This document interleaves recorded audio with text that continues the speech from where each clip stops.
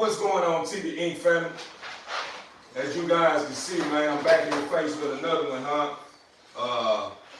You know, we're gonna make this one here short and sweet, man. You know, we trying to adjust to create more content that's real short, sweet, and straight to the point. So, man, you guys enjoy the ride. If you're new here, like, comment, subscribe. Man, all the good stuff that comes with being stopped. But, hey, I don't know what you're getting at, but you biting me is going to get you put up.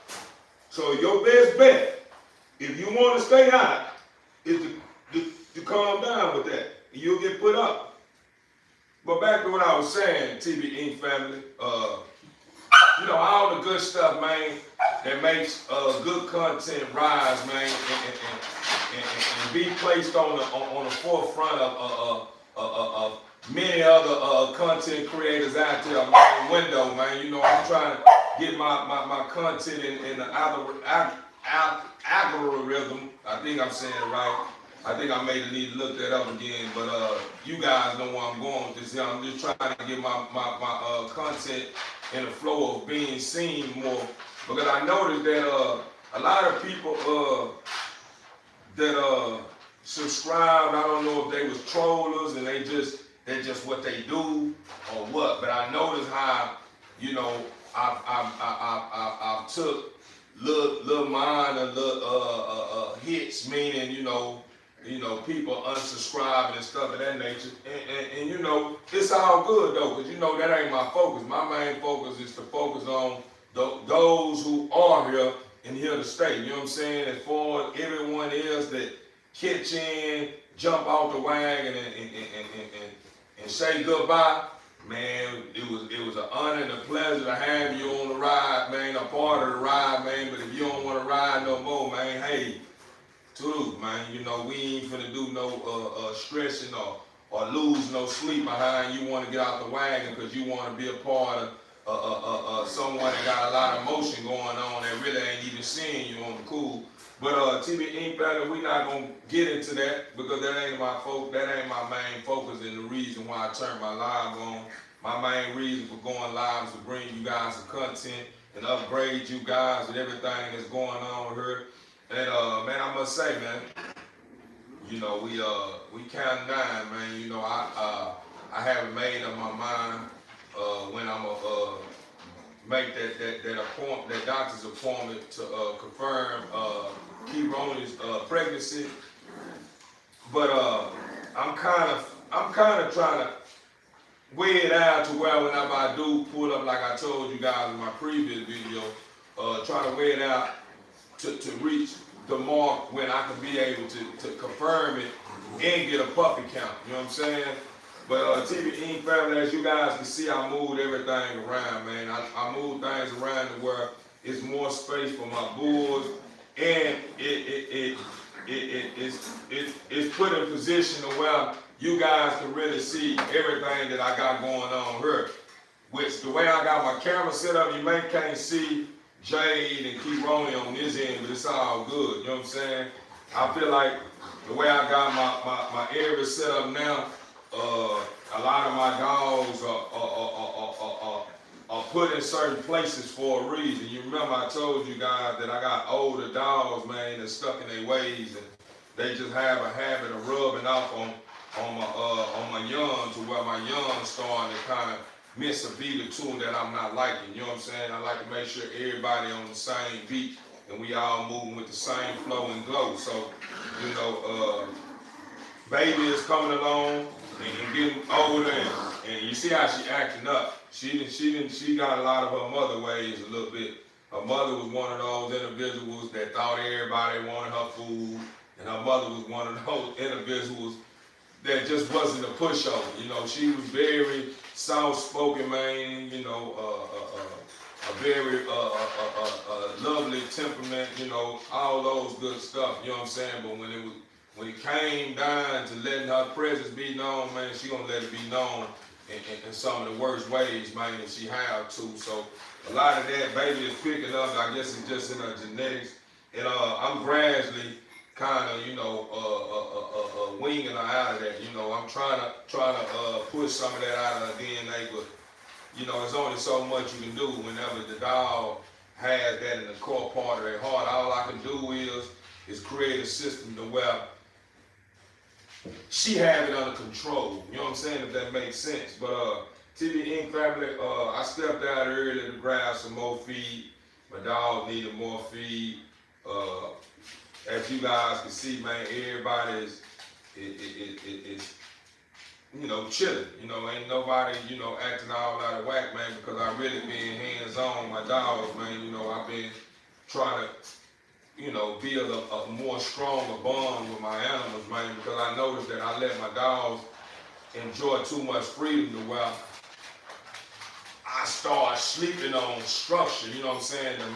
The core part of being able to operate a program and be able to exercise the beauty that lies in the program where everybody understands everyone's role, like my role as well. As y'all can see now that I'm, you know, then reach a certain point to where my bulls understand when I'm live, they know to keep quiet. You know what I'm saying? As y'all can see, normally when I go live, they normally start cutting up when they hear me, you know, when they hear me start my introduction or whatever.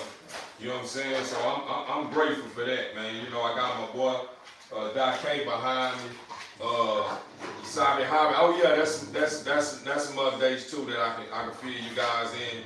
I let Sabi Hobby out earlier today, and I noticed when she started heading out and she kind of got further in the yard, I was watching up her situation. Her situation is starting to puff up a little bit, so y'all already know what time that is. I haven't made up my mind. I know her and Doc K, they put something together, man, that I must say, man, was something that I didn't expect. I knew when I put it together, I knew that I was gonna get something tropical or something out the deal that I didn't understand, but I didn't think it was gonna turn out like that. You know, with her and Jay, with her and Doc K, you know, in line and with the beauty of the things that makes them, you know what I'm saying, with them in line and putting that stuff together, you know what I'm saying, and you know, her carrying it, man, it just man surprised me, man. When Jay came out, it really surprised me. But I'm kind of debating if I want to run that back, because I do have my eyes on a pocket monster, man, that I feel like would bring out the best in Sabi. And I would like the pocket monster that I want to use. I want to kind of be her height. You know what I'm saying? I don't want to where, like with Doc Kane is much taller than her, but he just probably a couple of centimeters taller than her. And I just want to line her up with the perfect pocket monster that's her height, to where I can be able to kind of, you know, breed out a lot of stuff that I don't like, you know what I'm saying, in her, you know what I'm saying? But, you know, it's understandable, man. It's cool. I'm not complaining about, you know, what she has to offer, you know what I'm saying? But I do want to clean it up, you know what I'm saying? So, you know, that being said, let me get this poop up and I'll tie back in, because I don't like poop just sitting around.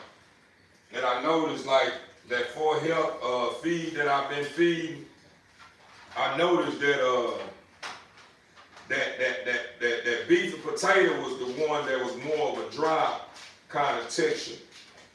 And it was something that I liked, you know what I'm saying? But I noticed when I read the back of the bag, it was a lot of stuff that I don't feel that my bulls need a lot of, you know what I'm saying?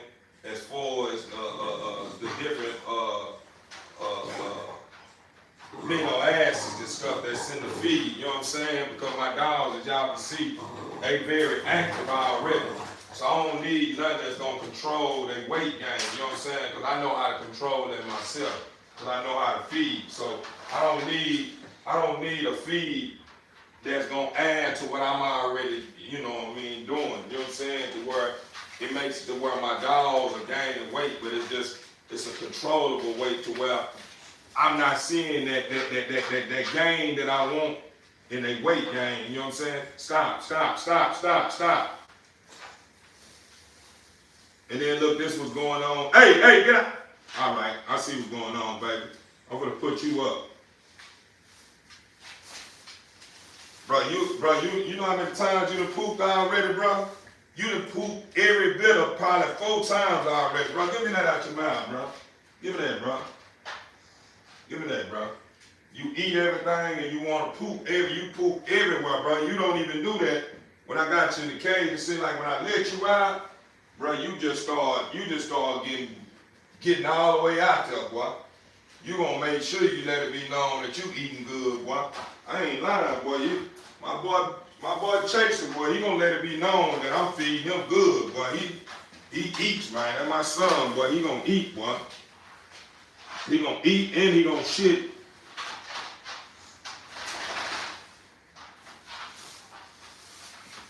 He gonna keep them stinker loads. He gonna keep them stinker loads on me, man. He gonna make sure. Get out of there, baby. Come on. Cause you get too careless and then you get so carried away the way you gotta get put up. I gotta put baby up, y'all, for a little while. The baby she don't have a stop button. When she out, she gonna go hard. And I want her to be like that. I want her to go hard. And I want her to, enjoy the fruits, man, being a part of a great family, man, but I don't want her to feed into too much stuff that can become a bad habit. So what I do is, I let her get so much playtime in like how I'm doing now. I just sit there and that's just like a little minor time out for her.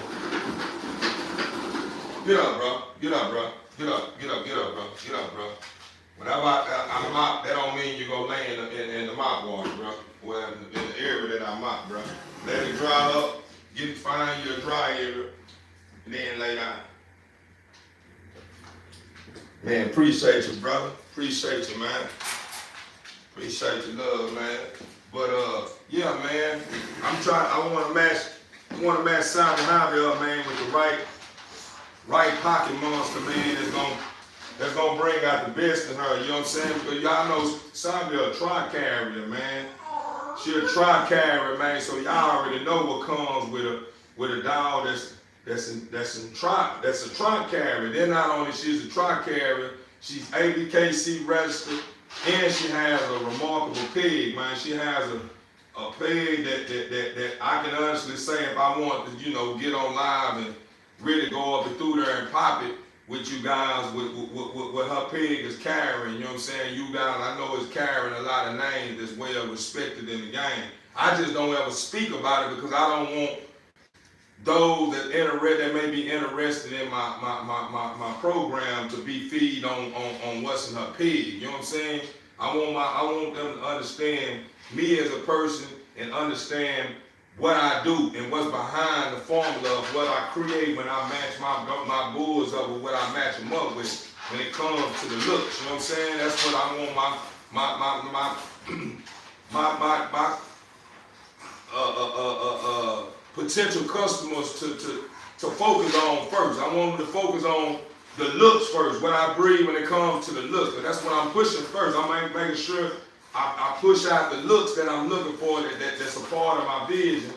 And then I start focusing on the personality, you know what I'm saying? And then I go into the pig, you know what I'm saying? That's just how I'm rolling, that's how I put it, that's what I want to be.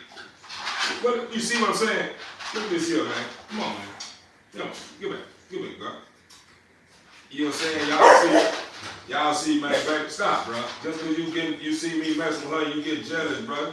Let her show me some love, bro. Go on, bro. Go on, bro. He wanted one that's real clean to me, my boy Chase. And my son, man. Calm down. I see now. From the smell of it, I think what I'm gonna do is probably when I end my life, I'm gonna go out here and maybe smoke my mop water. Cause I still can smell my chemicals. I just can smell it. It smells like my chemicals kind of starting to get a little old on it. And only me, if you come in and smell, you probably couldn't smell it, but I know what it smells like when my water is starting to get dirty. Chill, bro. Chill, bro. But TDE family, man, man, I'm trying, man, to put this thing together where it makes sense in the end. You know what I'm saying? I ran across a couple of guys that's been a part of this way of life for a long time, and I don't know. Like I still, even with someone giving me the understanding about what people be getting at when they saying something about a backyard breeder, it still don't make any sense to me. You know what I'm saying? And the reason why it don't make any sense to me because regardless of how far you come along and what you have invested back into your program to where your dogs are stationed in other places other than in your home or wherever you had them at in the beginning. Stop. Regardless of where they had them placed there, you had them placed there in the beginning. At the end of the day, wherever you gonna set up it's gonna be in your backyard. That's one. You know what I'm saying? So that's considered a backyard breeder. And then they give me the understanding what a backyard breed is. Basically, they say a backyard breeder is someone that don't have any paperwork as far as you registering your brand name is with an LLC and EIN number. But at the end of the day, by you having a LLC and an EIN number, that don't make you certified. That don't certify you as a one that know how to breed, etc., etc. That don't stamp you with a certified a stamp of saying you someone that's worthy of putting up on for information because you got an LLC, on your brand, and you paying taxes. Because at the end of the day, what a lot of people don't understand is this: once you get that LLC and you pay for that EIN number, every time you do anything concerning your bulls that you registered with the state, you have to pay taxes on that. You know what I'm saying? Regardless if you try to be smooth and think you can get working under the radar, you have to go get these dogs tested. You have to get these dogs ran for pedestrian. In other words, get these dogs ran for pedestrian testing, ultrasound testing, etc., etc. And every time you run that dog that's registered through the state, through those different, entities, vets and stuff of that nature, they report what then went on. You know what I'm saying? You coming in today and seeing this here, and that's how the government keep track of everything that you got going on concerning your business. So what I'm getting at is, at the end of the day, when people be in a rush to get LLCs and EIN numbers and they really don't have no motion going on in your life, meaning you ain't really selling nothing yet, you ain't really being discovered, no one really know who you are, you basically gonna be paying taxes on dogs that you breed and end up getting pregnant, and it's not a guarantee that, you know what I'm saying, you may get what your dog's worth in the end. You know what I'm saying? Meaning, let's say, for instance, like how I bred Key-Rona. Y'all already know Key-Rona is one of those next level exotics, man. Then you know who I messed up with, y'all already knowing what they finna produce. They finna produce something very tropical and next level, right? So anything that's coming out of is anything that's coming off of is 3K or better, right? But let's say, for instance, like we speaking on now, nobody know who I am. So in order to be able to set the tone or get in where I fit in, I gotta goddamn me start lowballing myself and selling dogs for what I really don't feel like they work. You know what I'm saying? Like not selling for what they don't feel like they work, but selling them underbid them, meaning now they 3K and I done turned to $3,000 or $5,000 into a $2,000 dog or $1,500 dog. Now, after I sell all my pups, you gotta remember, it goes back into expenses. I gotta start back buying feed. I gotta start back investing in another stud credit or whatever, how I'm gonna do it, etc., right? But towards the end of the year, if I don't really get to popping like I want, like I feel like I feel like my program should pop, like the government ain't gonna be worried about that. The government ain't gonna be worried about how much you ain't making and this. Yeah, they want you to, yeah, where that bread at? We seen you bread that dog 2 or 3 times already. This is what's going on. This is what you need to be paying. Say, hey, chill, man. This is what you need to be paying, because I think from my understanding, after I looked into it, they said something about each dog. Let's say, for instance, I got 4 girls, 4 boys. When I register my 4 girls, you know what I'm saying, my girls can only have pups twice a year, which that's normal. Every 6 months, a lot of times dogs come in, you know what I'm saying, heat. You know what I'm saying? Sometimes hit that you able to get 3 times a year, you know what I'm saying? But we just hypothetically speaking, like my dog come in heat twice a month. Them twice a month, the government wanted me to report what I sold them puppies for. How much you sold? You already, okay, we seen that you had a litter of 5. You know what I'm saying? We seen a litter of 5. Okay. How much you sell those puppies for? How much each one of those heads, those puppies? Hey, get her. Get her, baby. They want to know what's going on. You know what I'm saying? What you sell them puppies for? How much you sold them for? And then what they do is, what I'm doing is, because I'm not 100% sure, but I kind of understand how it works from paying taxes, you know what I'm saying, in general, not with dogs, but just paying taxes in general. And I can only understand what they percentage, what they want, you know what I'm saying, out the deal. And at the end of the day, if I ain't really bringing in no real money, they ain't trying to hear that. They just know that I done had puppies 6 and I said I sold these puppies for this amount. How much did you make? Oh, well, I made this and this. At the end of the day, regardless of what I made at the end of the year, the only way I'm going to be able to get some type of relief, I have to get them understanding, okay, this is what I invested the money back into, to get a relief on my returns or get a relief on the taxes, you know what I'm saying? That's the only way that I'm going to be able to get some type of relief. Other than that, if I ain't had this understanding of that just within itself, I probably would be getting hit across the head, and I don't know anybody know about me. You know what I'm saying? Like, nah, don't nobody really know about me. You know what I'm saying? People come through, pass through, see my dog, they nice dogs. But my dogs are considered just nice dogs now. My dogs are not in the bracket yet to where people are saying, I want a dog from him. Those dogs are not just nice dogs. Man, everything that he put out, man, is consistent with the looks. The pegs is right. You know what I'm saying? So, right now, it's the beginning for me.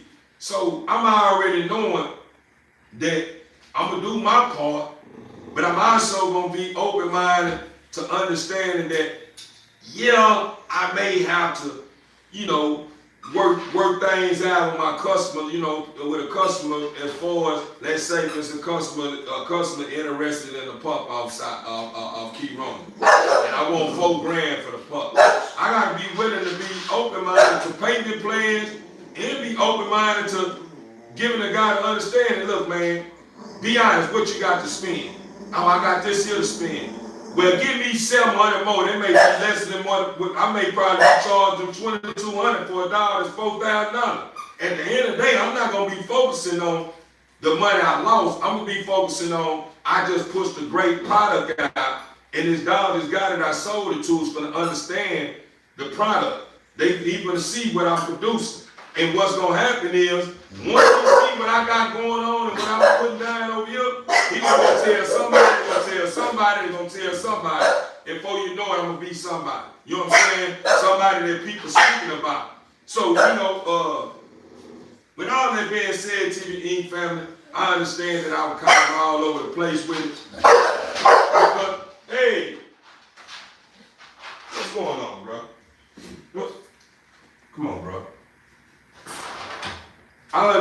that I'm all over the place with, hey, leave her toys alone, bro. I understand that I'm all over the place with it, and it's all because, stop. It's all because, I don't know what you're talking to me about. What you going on? You can't tell me nothing. Hey. I believe it a lot of this a lot of reasons why I'm kind of all over the place at times is because you have to understand once you understand, okay, this is what I want to do to make a living, and you say this gonna be my only income plus this here that I got going on, and whatever else that you got going on may not even be something to where you working for a company that's paying you every week or every 2 weeks. This may be another business that you just started that's another income. At the end of the day, running businesses, more than one business, all by yourself can overwhelm you at times, man, because there's so much information, there's a whole lot of stuff going on that make you feel like, dang, man, I gotta get this now, I gotta get that, and then you opening up bank accounts and you not taking out, you ain't taking out the time reading fine prints, and then banks hitting you with fees, and it's like today, I had an account, I got an account with membership with Members Choice. I got like probably 4 banks.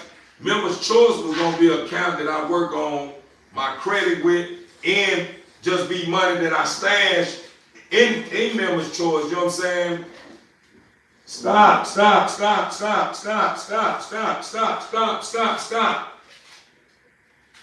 The whole time y'all gonna sit out here, that's what y'all gonna do, man.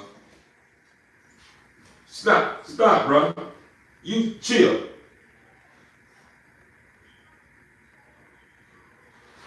But you know, Members Choice was supposed to be an account that I would open up to be able to just stash some money and forget all about it in, right? Stop. I don't know how that my Planet Fitness account end up, I don't know how my Planet Fitness got, stop. Well, I know how it happened. You know, make a long story short, Planet Fitness was trying to take some money out of my, stop. Planet Fitness was trying to take, I just told you about that trying to bite me. How? Planet Fitness was trying to take some money. They were trying to hit my Cash App account. And I guess when they wasn't able to get that money out of my Cash App account for my monthly membership, they started hitting my Members Choice account. And my Members Choice account is not set up to where it's for the checkers, it's only for savings. So what happened was, I have a checking though. It's set up with only savings, but I don't even use the checking account for nothing. Everything is in my savings account. Well, when Planet Fitness tried to hit my account and Members Choice, meaning hit my checkers account, they was declining. They were declining declining it because I didn't have no money in my checkers account. Tell me why those 3 hits of them declining them payments, them Members Choice hit me with $135 fee. They hit me with $130, they were $35 each time they tried to, just for attempts. They hit me with $35 every time that Planet Fitness tried to attempt to get some money out of my checkers account. They hit me with $135. So the moral of the story, what I'm getting at is this. I got so much going on to where every day is something new that's coming along that's adding to the weight that I'm already carrying, which is not a problem. What's going on now is that I noticed that I got to slow things down a little bit, because if it wasn't for what I went through today with Members Choice, I wouldn't have understood that little bitty fine print. Hey, what's good? What's going on, my boo? I wouldn't have understood that little fine print that was in that paperwork that was spoke on when I opened up the account. Stop. It's one more last time to the one that heard me, but act like they don't hear me. What this your last final warning?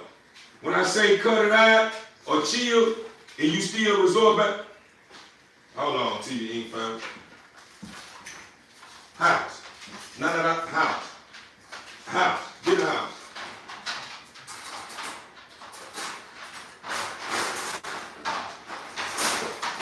And I gotta cover up that extension cord behind your cage, cause you want to eat on the extension cord. But if it wasn't for that experience with Members Choice today, and you know, they relieved me a little bit, but I still had to, you know, stop, bro. What is you doing, bro? What's with my side? Hurt. What are you looking for, bro? What you smelling for? What's going on, bro?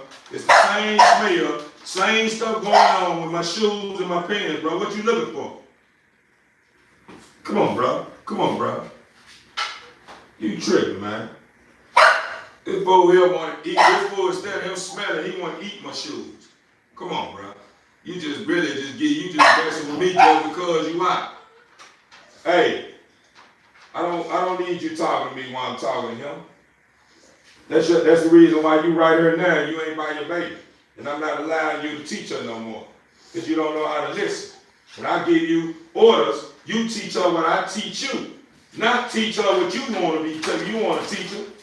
And then when I come back to the drawing board, I know there's a lot of stuff going on it that I don't want her to be doing. All because you following the laws, but you teaching her other laws, and it's making me like, where did that come from? I didn't teach her that. And it's all because of you. You follow the laws of me to fool me and trick me, but behind the scene, it's something going on that I should be paying attention to. All because I feel like you worthy of teaching your daughter what I teach you. You showed me that I can't trust you. So that way when I put you right, him right here, you right here, and Doc K right over here. But I can't trust y'all, man. I turn my head, y'all start teaching them something. I don't know where it come from. And I'm trying to make sense like, well, I know how to teach them that. And you the one talking that. That's why Jay ended up getting a breakout. I don't know what she went through in the yard, but I kind of got a feeling it ain't just my yard. And I make sure I take care of my yard. I think whenever I took Jay to Tractor Supply, the chemical that I used was pretty strong chemical. Yeah, they do. They do always want my attention. But TBE family, man, it's okay. It's okay. Yeah, I'm going in about it, man, but it's okay. You know what I'm saying? It's okay, man. I just know, I see now that I gotta slow things down in order to be able to be functional. Get away from that, bro. In order to be able to be functional under this pressure. You know what I'm saying? Because if I try to do too much at once, I can overwhelm myself and make myself feel like if it ain't one thing, it's another. And that thinking right there is not a good thing to be on your belief window and to be feed into when stuff is going on. And say, bro, come on, bro. Chill, bro. You want to chill, or you can get put up too, my brother.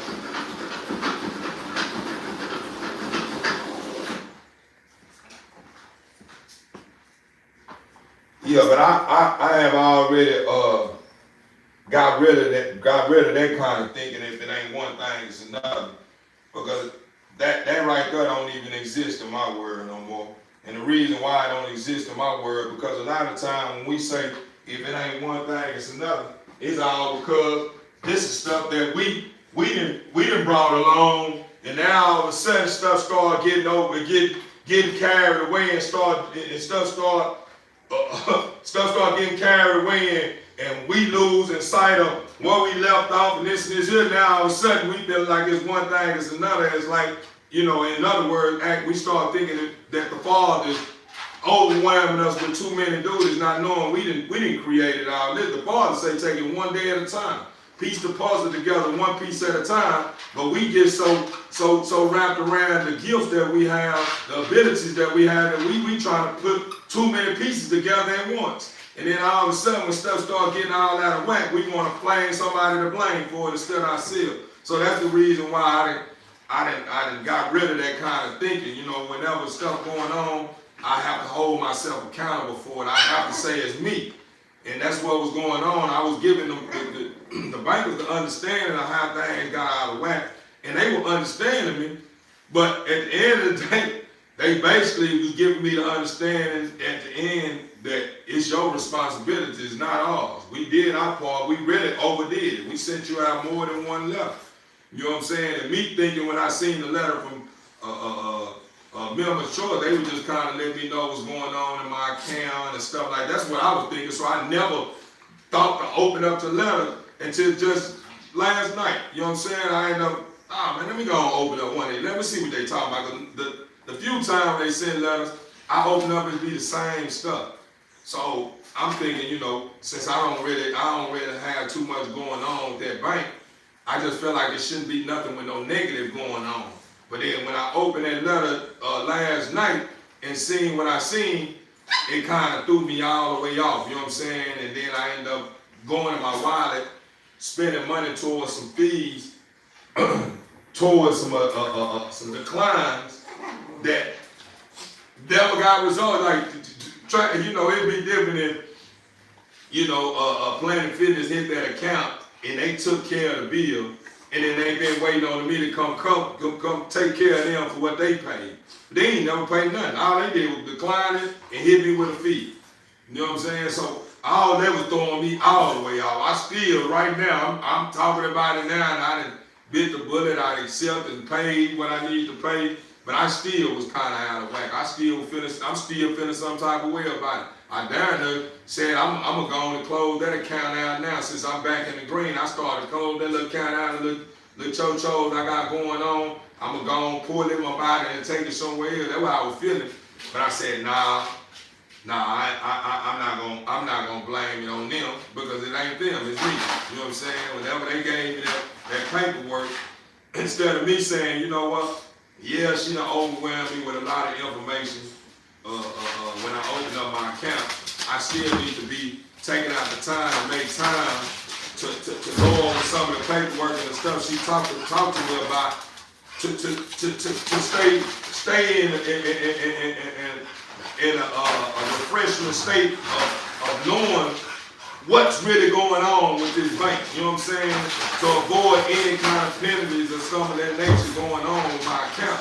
But instead, I allow me and what I got going on to now I wouldn't say overwhelming, but I allowed it to get the best of me to where I forgot all about that bank. You know what I'm saying? I really wasn't even worried about it. You know what I'm saying?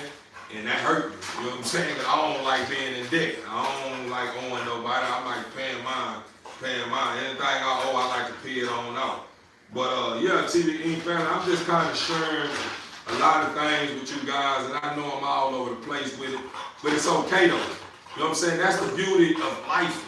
You know, when you tap into my line, or you tap into any post that concerns Theo Bullet Inc., you're going to tap into somebody that's really living life. And every time that you tap into my live, or you tap into any post, and it sounds like something offbeat, or I don't know, you understand what I was talking about, that's all because I'm still trying to understand. I'm still trying to make, hey. I'm still trying to make sense out of it. So yeah, I probably did lose it because I'm still trying to put it together myself. I'm just sharing my journey with you, my troubles with you, my, things that I go through daily with you guys, you know what I'm saying, to give you guys a feel of who I am. So a lot of time when you run into my lives or you run into something that's off, that's maybe, please don't take it personal or get it misconstrued to place me in a bracket of being a fool or someone that's illiterate, because I'm very smart. It may not seem like it at time when I'm building, but yeah, man, I'm really one of them ones. I'm really one of them ones that You have to be careful when it comes to, getting in my way and trying to challenge me. You know what I'm saying? Because I'm real fit, Like, be honest with you, this was going on. These dogs have always been my life. This is something that I'm good at doing. Raising dogs. It's just me. I have a love for animals. As far as being in front of this camera, this is new to me. So it's different. It's different. How can I put it in a word? It's different if I didn't go live and I sit here with my camera and I record scene after scene after scene after scene after scene after scene, and then I get it up to my likeness, and then I go edit it and make it look pretty, and then I post it. Then you're gonna be like, hey man, this smart guy. Man, he got a situation here, he did this here. But it's gonna be like, okay, he is a smart guy, but it looked like this is well thought out. It looked like he had a whole storyline with this. He knew where he was going with it, how he broke it down, and made everything with a smooth sail. And it's cool. Not saying that's a bad thing, but you never get to the core part of who I am like that. All you get is to somebody that's role playing. Meaning I put it together and it's not really me. It's me, but it's me without the flaws, if it makes sense. So when what I'm getting at is, when I go live, I like to give you guys rawness of who I am. So you guys can really understand me outside of sitting there and putting up a nice post or a nice video of me, interacting with my dogs and everything is a smooth sail, and you're like, man, I like that one. But I feel like when I do that, you never get the feel of who I am. You know what I'm saying? You get feel of me being creative. You know what I'm saying? And this what's going on right now, I feel like bringing the best out of me, to be honest with you. Because I'm under pressure. I'm under pressure, but I'm not under pressure. And the reason why I'm not under pressure is because I understand anyone that comes along and build with me or join my life is somebody that's lifing like me, that understand me. So I don't have to be something I'm not. I just be myself. You know what I'm saying? And it's just, be honest with you, TDE family, I really went over the time that I said I was going to lie. That's just happened. It happens like that, TDE family, but I'm going to eventually figure it out. I'm going to start putting it on the timer. Because I'm just noticing, when I do my homework, TDE family, when it comes to the algorithm, I'm understanding now how to execute and get and my videos being placed in position where people are running across my content a little more than sometimes. You know what I'm saying? I'm understanding that now. Because I record, to be honest with you, I feel like I drop enough content, but I feel like my content be too long. You know what I'm saying? What I mean by too long, like I told you guys in my previous video, we in the world where people dealing with, their attention spans are short. You know what I'm saying? So people, once they look at the video, if it's not getting straight to it and entertainment going on, woo, fast, people lose interest and even want to watch it. They gonna watch. Dang, how long was this video? Alright, it was alright, I like it. And they move on and never watch the whole video. You know what I'm saying? I'm understanding that now. So I'm trying to adjust to it, but I have a habit of carrying on when I'm on my live. All because I know when I'm live, I know people are watching. Real genuine people are watching and really engaged. They really tapped in. You know what I'm saying? Like, I'm noticing this. I understand that. So that what makes it the way I have hey. Come on, bro. House, bro. Come on. No. House, bro. Get the house, bro. Come on, bro. Come on, bro. Come on, man. That's very disrespectful, bro. You see me have, hey, you too, baby. Hey, baby. You too. That's disrespectful. I'm entertaining the audience, the best, doing the best I can, and y'all sit there breaking my flow. Yeah, I understand. Come on now. Come on now, baby. Come on, baby. Come on, baby. Come on. Yeah, but TVE family, we gonna figure this thing out one way or another, man. If anyone that made this far, man, like, comment, subscribe. Man, please excuse me, man. You know, I understand I was all over the place. And it's all because I was really going live to update you guys with everything that's going on. But I also, in between letting you guys know what's going on, I started sharing what my day was like and stuff that I've been doing my homework on when it comes to LLCs and watching people lines that study exercise in this backyard breeder stuff as if they trying to sound like they the only ones. And that's the thing I don't. If you bite me one more time, you will not come out again. But it's like when it comes to a lot of these guys, man, there's always like exercising this. Oh, I'm not a backyard breeder. Oh, you backyard breeder. I'm just not. I'm like, I guess because I done matured. And even then, when I wasn't at this point in life, I just never been a big fan of people that look frown upon or look down on people that's trying to get going, man. You know what I'm saying? Everybody just always, once they start reaching a certain height or they reach a point in life, they just seem to act like they just forgot how it started. And instead of them encouraging somebody that man, you doing the right job. I know people may look at you as a backyard breeder, but bro, it's bigger than that, bro. I promise you, bro. I was looked upon that same way, bro. Look where I'm at now. Instead of them encouraging people, they try to break you as if you stepping on their toes or you in their way. Ain't nobody in nobody's way, man. There's billions of people on this planet, man. So everyone that's out there that run into this line and you done made it this far, man, if you one of those kind of people, man, lighten up, bro. Ain't nobody in your way. It's enough for everybody, bro. There's no need to be in competition with nobody else. As far as whatever somebody else got going on, you may not, be a big fan of it, man. Just move, just have your opinion, feel the way you feel, and keep it pushing.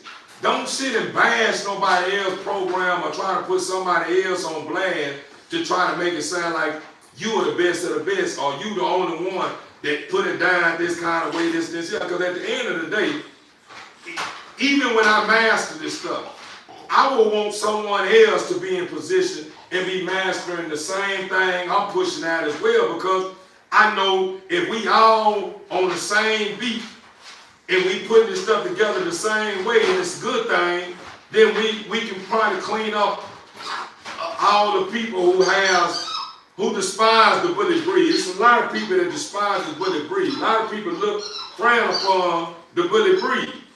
So instead of us coming together as bully breeders and trying to put this thing together where we all could be on the same beat, we competing with each other. Well, man, you ain't doing the right thing. Instead of you saying, okay, this is what I'm gonna do. I admire this brother's program. I've been watching him for a long time. Let me just throw out some bait. Let me see how he feed on it. And if he feed on it in a way to where it makes me feel like I got some hope in him, then I'm engaged and entertained and give him some understanding. Hey, bro, I think we can work on this. You know what I'm saying? And you done did that. You did your homework on somebody, and then you throw a bait out there, and it ain't that. That don't mean that you start, yeah, man, such a what's the name, kennels or whatever, they got some trash over there, this, you start bashing people, which I know at the end of the day, when I'm talking about, a lot of people may feel some type of way about what I'm saying, because it's always gonna be someone else that feels some other way than what I feel. Somebody else may feel the same way. Somebody else probably reached the point where they feel like they done did that already, but they don't understand it. What they don't understand is that when it become, hey, man, I don't know what's with my dogs right now, TVE family, but for some reason I went live And my dog just did, whatever the energy that came from it, it kicked in. Like my son is over here, literally over here. Y'all ain't see it because of the way my camera is aimed. This fool is literally over here because I ain't got no, he done ate all his food and drunk a little water out of his bowl. He was literally in here doing cartwheels, he doing, if you seen him, you're like, wow. Well, you got your hands full. You know what I'm saying? But my son, and then look up. Look at this here, man. You see what I'm saying?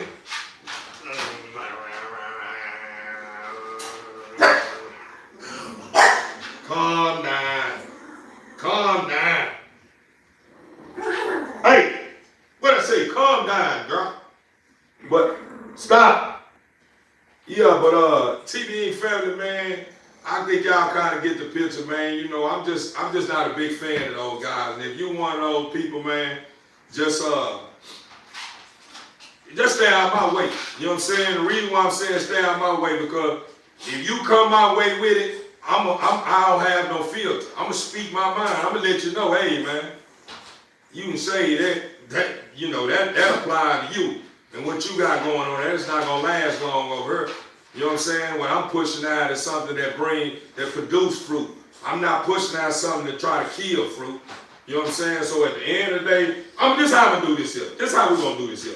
To everyone that reached this point right here in this video, tap in and say, teamwork makes the dream work. Whenever these puppies come, I may not sell these puppies for what they worth. I'm going to bless whoever tap in first with the teamwork, make the dream work. I'm going to give it to where these puppies are priced at a price to where it's affordable for you. To where I can be able to put you in position like I am in position. This dog that I'm selling puppies, the dog that's about to have puppies, I spent a big bag on this girl. Not no little $1,000. I spent a bag on him, man. So I want to bless somebody else. I'm already blessing somebody else with the gifts that I'm giving. But I said this is going to be my first litter to where I can be able to get out there and push something out to let my presence be known and let people know what I got going on over here. I want to be able to bless somebody else, man, outside of the gifts. You know what I'm saying, that I'm giving. You know what I'm saying? But TBE family, man, like I say all the time, man, I'm a work at art. I'm a work of art, man. Respect the process, man. Please respect the process, man. I understand a lot of y'all may be a little ahead and you know, what I'm talking on or speaking on may be, considered mediocre to you or may not be considered some of the best content or whatever, man. It's all good.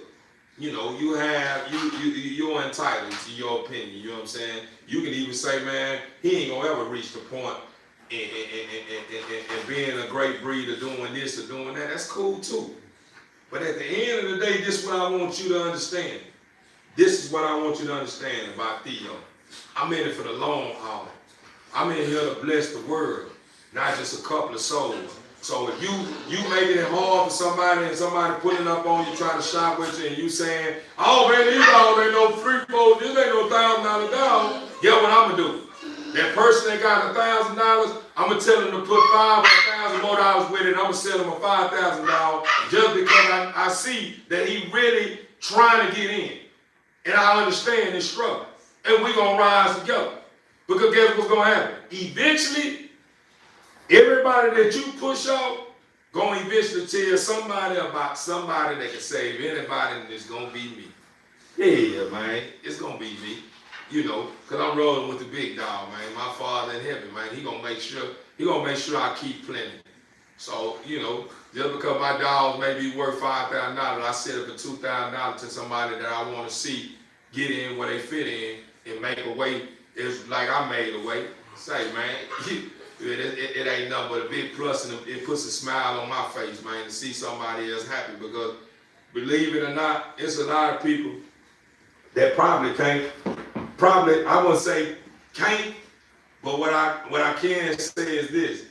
It's a lot of people that probably haven't created a system yet that would help them get over the little struggle that they have with trying to get past trying to exceed past $2,000. They probably just be somebody that's for some reason they trying to figure out, dang, I'm doing all this here, I'm taking care of stuff, and I see they can't ever get past $2,000.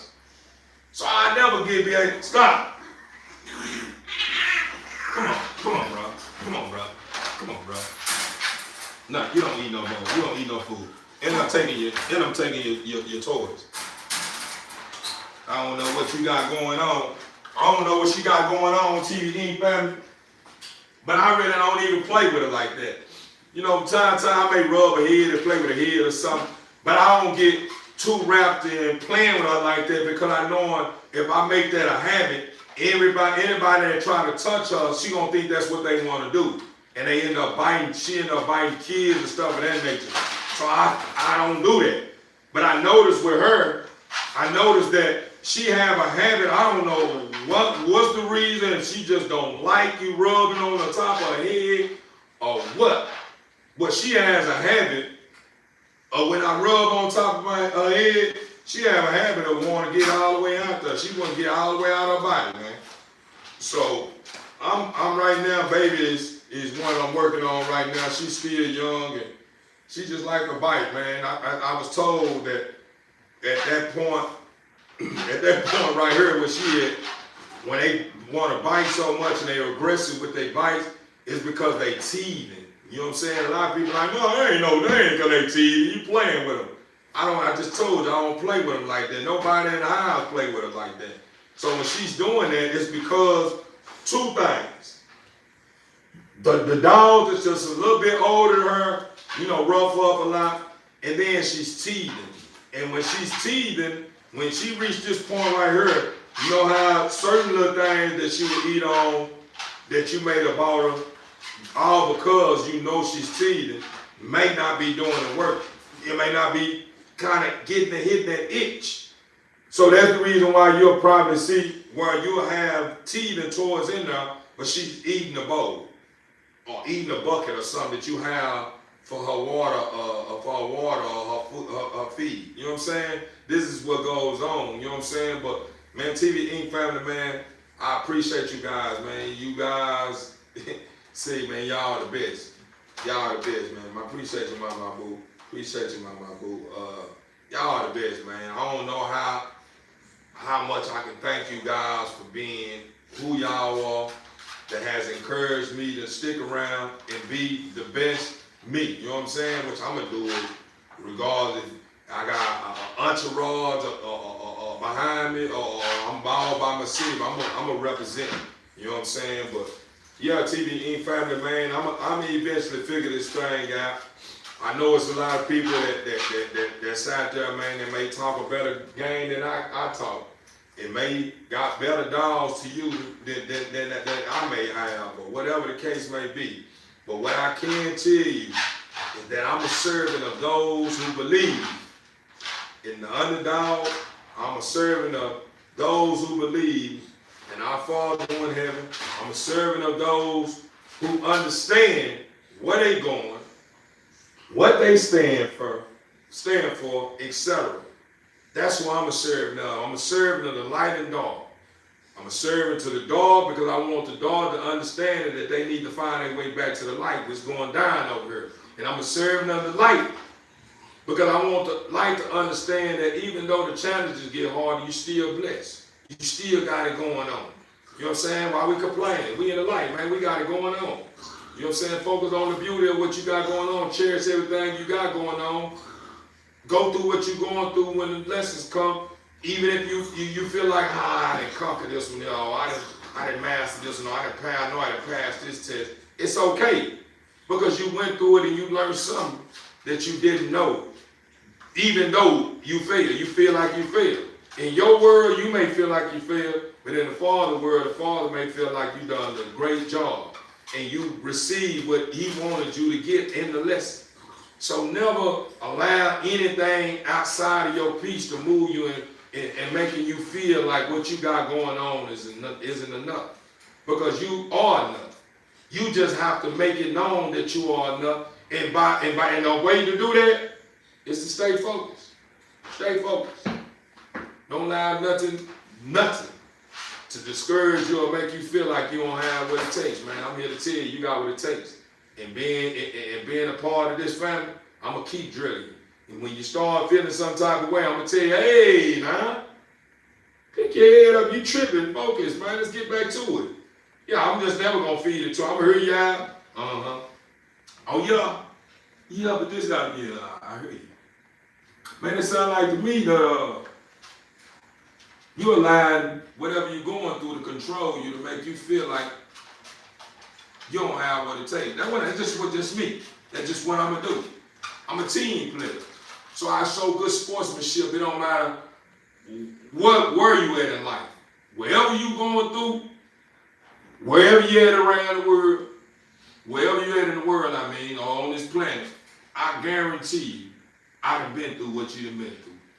I guarantee you. Or if I haven't been through what you've been through, I done seen somebody that probably went through what you went through, and I seen how they overcame it. Or I may have seen a person go through what you may have went through, and I understand the solution that was needed. So I may be a one-on-one and just probably I'm just like that. I feel like it ain't nothing that you can bring my way that I may not have an answer to. Straight up.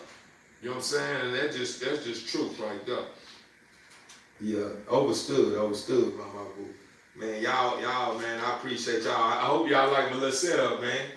I kind of like my setup. Y'all ain't liking how I got my stuff all situated, man. This right here, man. I think I got it going on now, TV family.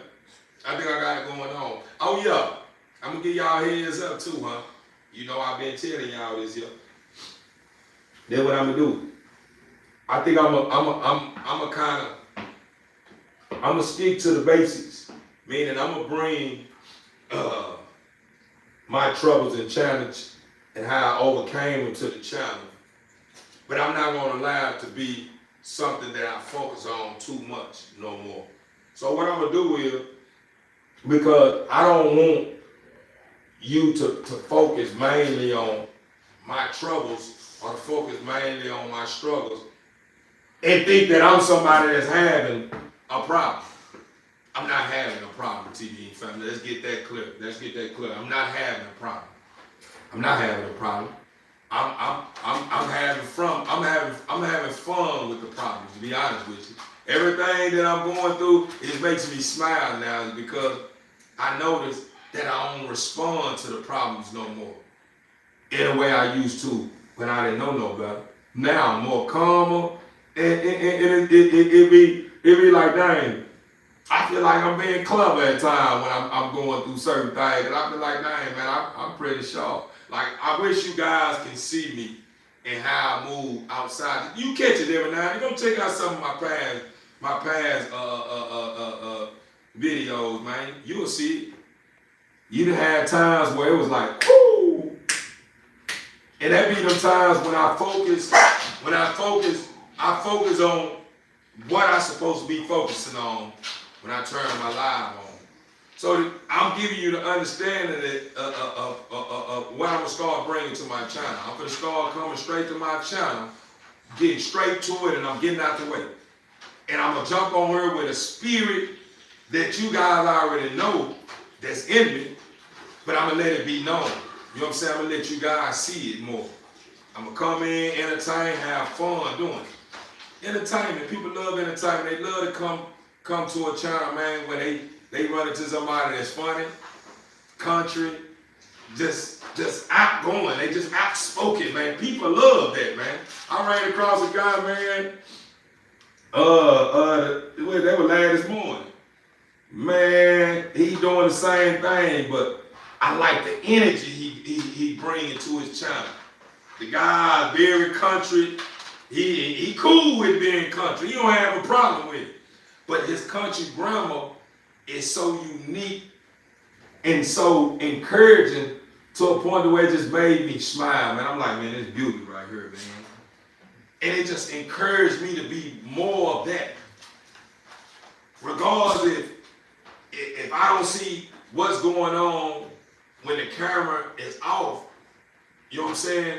I'm more focused on what's going on when the camera is on.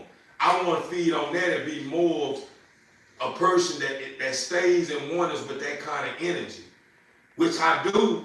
But it just, he kind of gave me a spark. It was like gave me a spark. It gave me something that made me say, okay, this is what I need to do, because I noticed. Like right now, to believe it or not, I noticed when I went live, I've been noticing 7s, 6, 3s, 4s, 1. And I never get those big numbers of seeing 20, 30, hundreds, thousands, like I did whenever the system was all out of whack on this platform.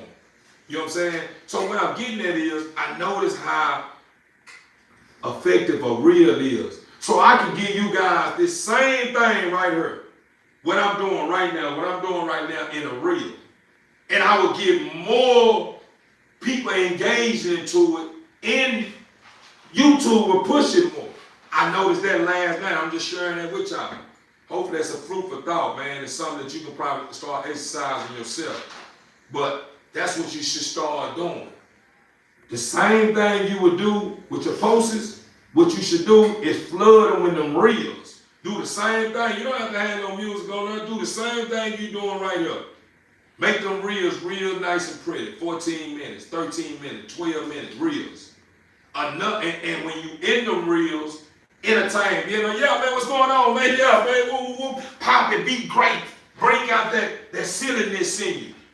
People want to see it. People want to see it, regardless if you may have a couple of trolls, man, come on, man, old goofball, yeah, shut up.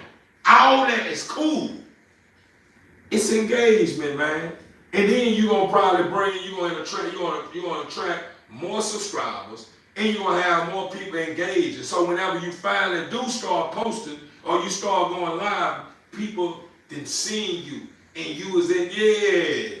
I'm understanding that, TDE family. I told y'all I'm gonna drop a jewel on y'all. I wasn't gonna leave without dropping a jewel on you guys. I told you I'm one of those people to where it may look like I'm just watching something. And doing what normal people, what a lot of normal people doing, just sitting there just looking at people's reels and going, just looking, and oh, that's funny, and it is in this and this here. And not allowing that thinker cap, that ding, come on.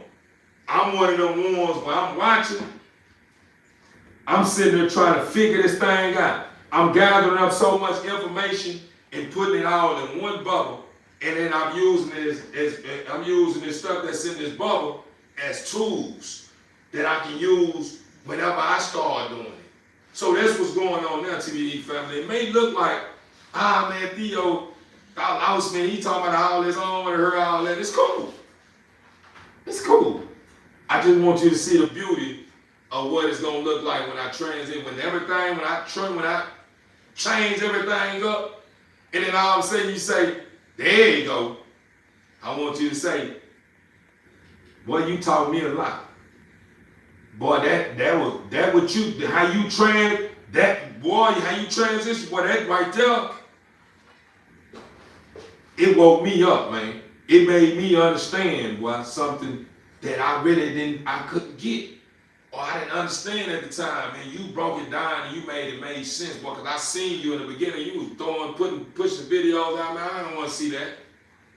Now all of a sudden I see you, boy, you are all the way out there. See, my drama that I noticed a lot of people feed on is going to be happiness. It's going to be silliness. And I'm going to be looking good doing it. I'm going to be looking good doing it. The drama that you're going to see is going to be the drama with my dog. Did you just see it? That was drama. I don't have to go out and hurt nobody. I don't have to go out and beat nobody up. I don't have to go out and do all this crazy stuff to bring drama to my channel. My dog's going to bring the drama. All my dogs sitting around here doing the most. Do you know I noticed when I reflected back on one of my past videos, I noticed the video that attracted a lot of people and brought a lot of people up on my channel is the one where I was getting on Jade about. I got on Jade about the pissing. Do you know how many people watched that video? That video really got a lot of videos than these little posts like I'm posting now. It kind of made me say, well, dang, that's what the drama is.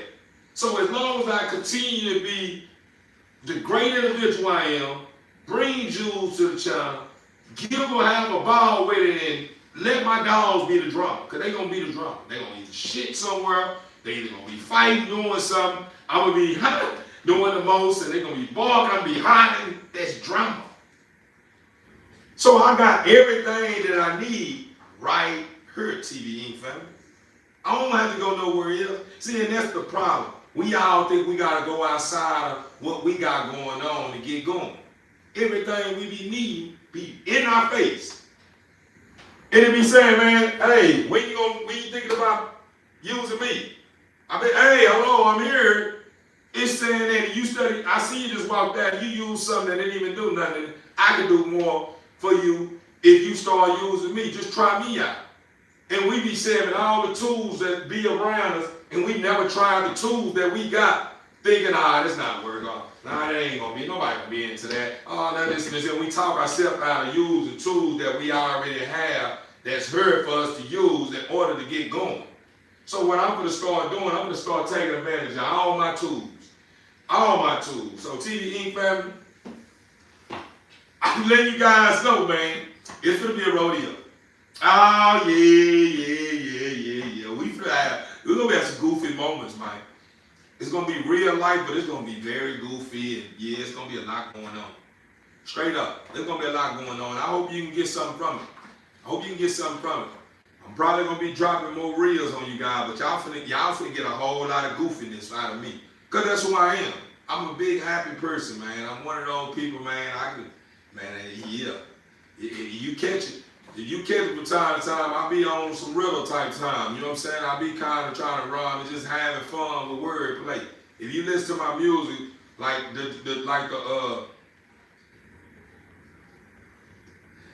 do. I always get on Jade, huh?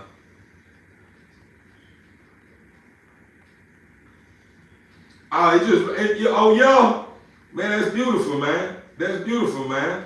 You said it popped on your algorithm, huh? See, that make a lot of sense. So basically, so time mean a lot too.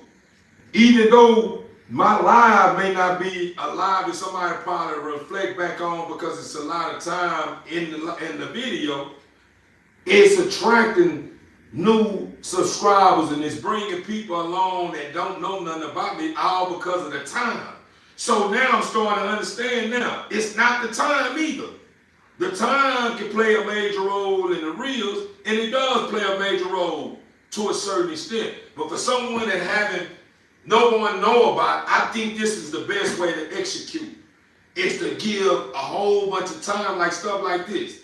Like how this brother just said, how this person just said, this live just randomly popped up on my algorithm. You know what I'm saying? That right there was ding. So it let me know I must been on her long enough to where YouTube feel like they need to be pushing this. Because you gotta think about it. In order to become something greater than the norm, you have to go against the grain of the norm. And going against the grain of the norm is stuff like this. I know too many people feel like, everybody attention like I did. I talk myself into committing to people's attention spans is short. Okay, so what I'm gonna do is, even though I know people's attention spans are short, what I'm gonna do is I'm gonna be bringing some loans, but I'm gonna be bringing a whole bunch of energy to where those people that have short attention spans, I'm gonna make them step out of their comfort zone and start embracing long videos. How do you do that? Start doing more things to make them want to watch. People with attention spans only stop watching stuff when it sounds like it's something that's being too repetitive and it don't have that what are they seeing that to it. You know what I'm saying? It makes sense. So basically what I'm getting at is, now I understand, man, appreciate the sub, appreciate the stuff. I hope you stick around. I had a whole lot of people subscribe, and all of a sudden they just felt like, today I'm gonna just go look at my subscribers. I'm gonna unsubscribe to your bullies in. I don't want to subscribe to his channel no more. I just don't want to be a subscriber no more.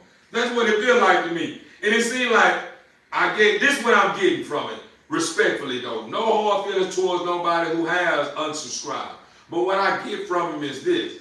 It makes me feel like the ones that unsubscribe, I think they in their heads, I think, this is just my opinion, this is my personal opinion. I'm thinking they think Oh, if I unsubscribe and somebody that's been watching him, see that I unsubscribe and see how people are starting to leave his subscriber column, maybe they'll start unsubscribing too. Like basically saying, yeah, I'm on him back at the bottom. He ain't nobody that's important. That's how it goes. People come and pull up on you, and they may be somebody that like fruit punch, and I might be great flavor. They'll come pull up on my channel, and they looking for fruit punch, and I'm pushing great flavor. And the first thing they say, man, he ain't nothing, man. He old broke ass, this and this here, and they start talking down and saying all the crazy stuff and woo, woo, woo, woo, woo, woo, woo, woo, woo. And they want everybody else to feel the same way they feel. And then when somebody else feel the same way, somebody else is the opposite of the way they feel, they start getting on it. Oh, you all a goofball. Oh, y'all dumb. Oh, y'all this and this here. Because they want everybody else to feel the way they feel. They want everybody else to be against me. Like, I'm not a good enough flavor, you know what I'm saying, to be able to get discovered or be able to be supported. You know what I'm saying? So, I noticed that's how I go, TV family. I'm telling you, that's how I go, man. People does that, man. People will sit and exercise opinions like they speaking facts. They'll sit there and keep continuing drilling you about something that's just opinion. And they'll keep going on and on and on about it, trying to make it a fact. Like trying to make you believe that this is fact. This is not a fact what you're speaking on. And I'm not against what you're saying. You right and I'm right. If we're going to speak about opinions, that's your opinion, that's my opinion. That's how I feel, that's how you feel. At the end of the day, though, the person that's more convincing is the one the opinion is going to stick the most. So if you come to me telling me this, and then I ask you a question, you don't know where you're going with it, I'm going to say, I ain't feeding to that. No. Yeah, I hear you, though, bro. You good, though. I see you, though. But you pull up on me about my opinion, I'm going to break my opinion down, man. I feel like this would be the best approach because of this. And then when you do this, this is how this happens. And then when after this happens, this is how this goes. And then when you see this here, oh, you right, man. That do make sense. That's what makes people feed into your opinion because you convincing enough. You bringing information and data to the forefront and to the round table that make people say, oh, okay. I feel that. I see why you said that. That make a whole lot of sense now. And it's just an opinion, though. But it becomes facts whenever a person start making you understand, okay, when you start doing this and you do that, and you using facts, information that's really going on that makes it add up. That's what people say, that's facts. And it may be just starting out as being an opinion, but somebody may say that's facts right there. Because you got so much stuff tied to your opinion, your idea that's facts, that makes it make sense the way it got to be a part of truth. Something that you know is true. It's going to be a part of truth. Your idea or how you may feel may be a part of truth because it adds up. Hey, man, you know, when you tie your shoes, you know you got to pull your laces up. When you pull your laces up, you bring the strings across. You turn them over this and this here. At the end of the day, that would be just my opinion. That'll be my opinion because other people tie their shoes different. You know what I'm saying? Maybe somebody else, no, you ain't got to do all that, bro. You may do this here. But once I start showing them, man, when you do it this way, this is the reason why it's easier. You know what I'm saying? And you start going to her, and the reason why is because when you're doing it, you tuck the string up under her and you tie it down, and then you start doing this, and I start giving them understanding. You're like, dang, I never looked at it like that. That is solid. That is making a lot of sense. That's solid, but that's facts. You see what I'm saying? So basically what I'm getting at is that at the end of the day, TV Inc. family, I'm going to keep pushing until I can't push no more, man. It's a lot of beautiful guys, man, and there's no homo when I speak about beautiful guys. I'm not talking about, how their beard may be cut or how their eyebrows may be arched or how they built or this and this. And that can be part of the beauty too. But it's a lot of beautiful guys that know how to get on her and pop it. And I be looking at people like, hey, man, how did he do it? He put it together. His mind sounded like it wasn't all over the place. Woo, woo, woo. But then I had to make sense out of it. Whenever I started, so I would love to breed Kenneco Corsos, but I have ambitions on traveling, maybe in the future. But the commitment doesn't seem like something to take lightly. Overstood. But you'll have people keep grinding. Overstood. You'll have I notice whenever I'm reading and I'm watching the people video, I'm like, dang, that thing set up, man. I like that. That was dang, he got right in there, got out of there. He made everything point. He didn't hold on to nothing too long. He said what he had to say his piece, and he moved forward the next scene, and then it's whoop and got out the way. I'm like, dang, that's sharp. But then when I started saying it's sharp, I said to myself, what is this? This is a live? No, this ain't a live. This is he posted up. He used the cash cow for this and this here. So I'm like, oh, okay. I respect that. I started just saying, oh, okay, I respect that. Because I noticed that that's not hard to do. I can do the same thing. When ain't no lights, camera, action on like how it is now, and sit here and do it, I ain't like that one. Yeah, TDE family, that's this, yeah, I ain't like that one. Hey, TDE family, oh, I like that one. Keep that one to the side. To the next scene. Yeah, man, now I'm here to, I ain't like that one. Oh, this, I ain't like that one. Oh, I like that one. Oh, I'm gonna put that one up. And then I piece them together, then all of a sudden it just seems like a smooth sail. Woo, woo, woo, woo, woo, woo. It's pretty now. But when you get somebody that's raw, that's jumping on live, that's conquering their lows and their highs, cleaning up messes, and learning from all they mistakes and this here, this kind of stuff right here is stuff that you can't place in a bracket of saying is normal. Going live is not a norm. This won't be considered in a bracket of norm. Why? Because some people stage frightened. Some people have never jump on live, and they probably have what it takes to go live. But they just knowing, they just one of those people that just not a people person. Probably they may say they're not a people person. Or they may just feel like, oh, I just don't feel right when people watching me. It just make me feel uncomfortable. So a lot of this here is somebody, like when you see somebody going live, this someone that has conquered his fears. This someone that don't have a fear bone in them. They don't have a fear when they jump on live. They don't care what you think. And that right there that's what makes me get on her. And even though I may start my live off kind of bumpy in the beginning, and I feel like, man, I was all over the place, man, woo, woo. I don't focus on my introduction no more. Even though the introduction is everything, I say to myself, okay, I seen where I went wrong. And it be going on in my head, but I say I gotta stay focused. I gotta clean it up now. My introduction was weak. Now it's time to get all the way live. If somebody get past that bumpy introduction and reach this point, now they can be able to say, okay, I see what's going on. He's still trying to figure it out. But if I'm still bumpy all the way through, they're like, I don't know about this, bro. He probably ain't gonna ever get it if he keep doing this. You know what I'm saying? If it makes sense. So, it's beauty, man. That's why I say, like even when I'm building on it and I'm kind of filling you guys in on it, it makes sense to me. Now, you know what I'm saying? And just by this brother or whoever this is, I can't pronounce it. I don't know how to pronounce this name. They see how can I get. But that's why I say a lot of people have a lot of long names, different names, and their names mean something to them. You know what I'm saying? And it's something that probably keep them in remembrance of who they are, where they going, and what they stand for. So I can't ever be against someone that may have a name that may look complicated for me to be able to sound out, man.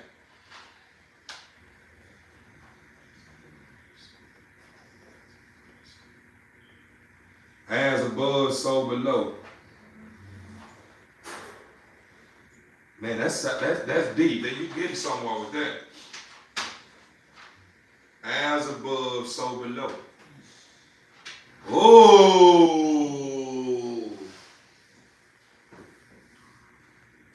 appreciate that. That means a lot. That means a lot. I feel that. That's heavy. That's heavy. That's heavy. 4 words. 4 words. That's heavy. I like that. But man, I'm enjoying the journey, TV Inc. family. Man, I know it may look like, man, things ain't promising for me. Hey. That's your fault. That's your fault. When you start listening to what I teach you, you won't have to worry about stuff like that. You'll understand that you're a pretty girl. And pretty girls do what pretty girls do. They don't like to be dirty. Instead of you going out in the yard and taking care of your business, running around for a little while,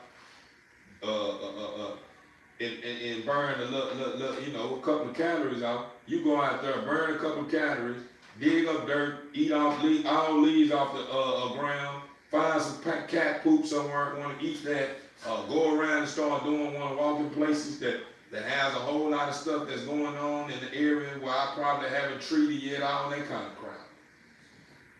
So when you start dealing with itches and stuff like that, it's because of you. It's not because of me not doing my job. I make sure I bathe you. I make sure I spray you with flea and tick spray. I make sure I feed you good. So when you start dealing with stuff like that, it's because of you. But if you take heed to what I teach you, you'll never deal with that. You have to trust me. If you don't ever trust me, you're going to forever deal with that. You're a good girl. Beautiful dog. But you do too much. And I think you eventually get it together, then we'll be all right. We'll have things together. We'll have it to where, at the end of the day, the same way I bring chasing and all out, and baby out, I start bringing you out. Because then you'll let me know you got things under control. You'll show me that you're worthy enough to bring you out and let you get your shine on in front of the camera. Because you will be giving me the understanding that you got what it takes to entertain the audience. The people that's watching you saying you're a beautiful dog. What's the purpose of being a beautiful dog, but you have a whole lot of stuff going on with you that makes people say, oh, I don't know if I can trust her. She's beautiful though. You see what I'm saying? So that means if you start trusting me and we start understanding one another and knowing that, I'm for your best interest and you for mine, then we can be able to get somewhere. And we can be able to start taking this show on the road and becoming great together. But as long as you continue to do the opposite of what I teach you, we can't be great together. Because when I'm moving and telling you follow me, I look back, you done went all the way on, you went somewhere else. And then now I got turned back around and we was almost at our destination. But since you then took off somewhere else, now all of a sudden we running behind and now everything is over with and we couldn't shine because of you. But if you trust me and let me lead, then we won't have to worry about that. We'll be able to make it on time, show up, show out, and get rewarded for our good behavior and for our gifts. It makes sense. But TDE family, man, I apologize, man, if it look a little off, you know what I'm saying, about me communicating with my dogs. My dogs understand. All animals understand you. You just have to be willing to have the patience to be able to get them to understand it. Because a lot of times, you may be giving them an understanding about something, and they hear you, but if you're not breaking stuff down to them to where they understand it, then you just talking. They hear you, and they trying to make sense out of what you're saying, but you have to be willing to get them to understanding about what you're trying to get them to understanding about and break it down to them. So they will make sense out of it, because you may use the word, you may say, extraordinary. This dog may not understand extraordinary. So in order to get a dog to understand what extraordinary is, you got to break it down. You're extraordinary. You're a gift. You got to make them understand, and you got to make them understand what extraordinary is. And then when they hear extraordinary, they walk around prideful. They chest out. They knowing that you saying extraordinary is a good thing, because you're saying extraordinary. Extraordinary is good. It means you different, you beautiful, you're not the norm. You do things, you know what I'm saying? When you bring that to them, then they begin to say, okay, Dad said I'm extraordinary. He said, I'm beautiful, I'm rare, I'm different, it's nothing like me. You know, I got stuff that's going on with me that others don't have going on. So it makes it, start making them say, okay, that's something that I can walk around with my chest out about and be proud for around it and walk around like a show horse. That's the reason why when people train and show horses, when you see them show horses got up and they doing that, they're stepping the way they stepping, that wasn't nothing that was probably an easy challenge to some to get that dog to start moving like that. That was probably something that person that trained that dog or the owner of that dog that trained that horse to do that probably was some stuff that was going on that you didn't see. That probably made it look like, man, fuck, I ain't gonna do that. I ain't gonna do all that. Because that's what you have to understand. The beauty in the mess is the stuff that people don't show you. You know what I'm saying? The beauty in the mess is the stuff that the people don't show you. The people don't show you that this dog that they had all out of whack is a dog that you have to kind of get, physical with. You have to kind of bag them up in the corner, grab them real solid, show your strength, stuff of that nature. People get so wrapped up in saying, oh man, you're abusing the dog. I'm abusing my dog by snatching my dog up and holding him and telling him to calm down. That ain't abusing my dog. That's telling my dog to stop, slow down. And in the midst of me doing it, I'm showing him that I am the more dominant. I'm strength. I got power. I'm strong. So after a while, once your dog is moving around, use this for example. Your dog is all over the place, running, doing this here. You steady stop. They stopping, but I ain't heard nothing. And stopping, I ain't heard nothing. You ain't stopping, you steady stop. They running, doing this here. The moment when you get fed up after you done said it more than one time, you have to show them that you are the one in control. How do you go about doing that? First, you go by the steps. Stop. They don't listen to the stop, rack them up. Give them a little time out, bring them out. They come back out and the time out don't seem like a bad thing. It ain't hit right, y'all. Should I say it ain't hit them good enough to where they knowing that, I don't want that to happen again. You know what I'm saying? Then you have to, when you let them back out, they do that again. Now you gotta grab them. You gotta grab them by their arms and you look them in their face.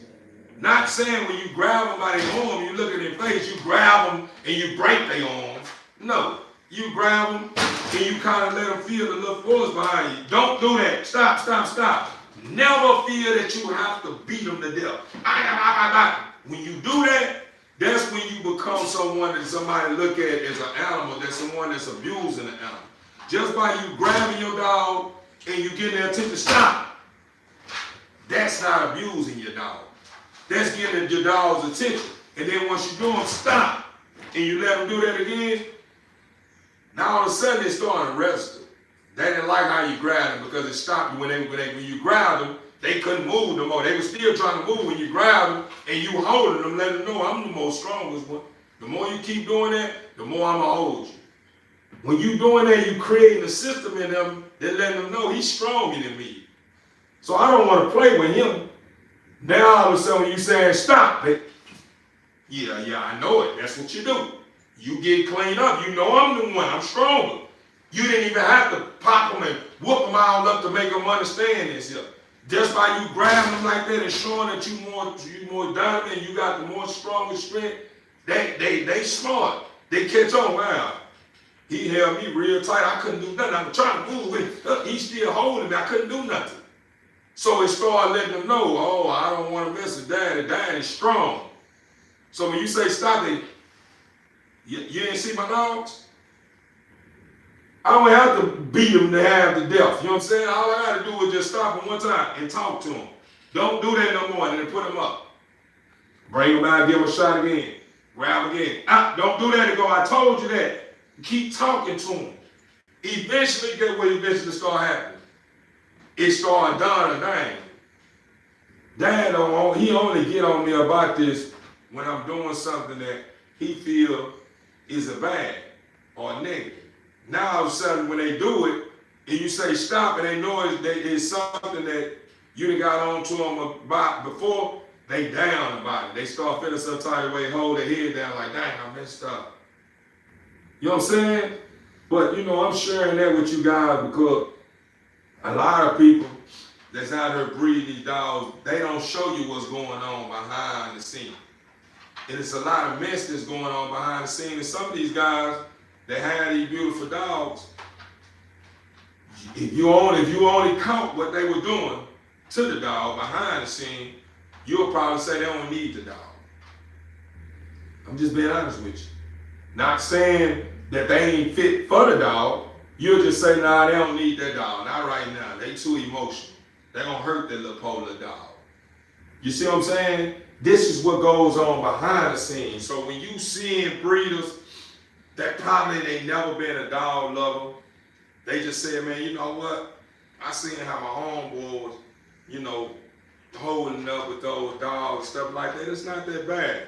And they start buying dogs or buying a dog, and then all of a sudden, like, oh, I didn't know he was doing all this.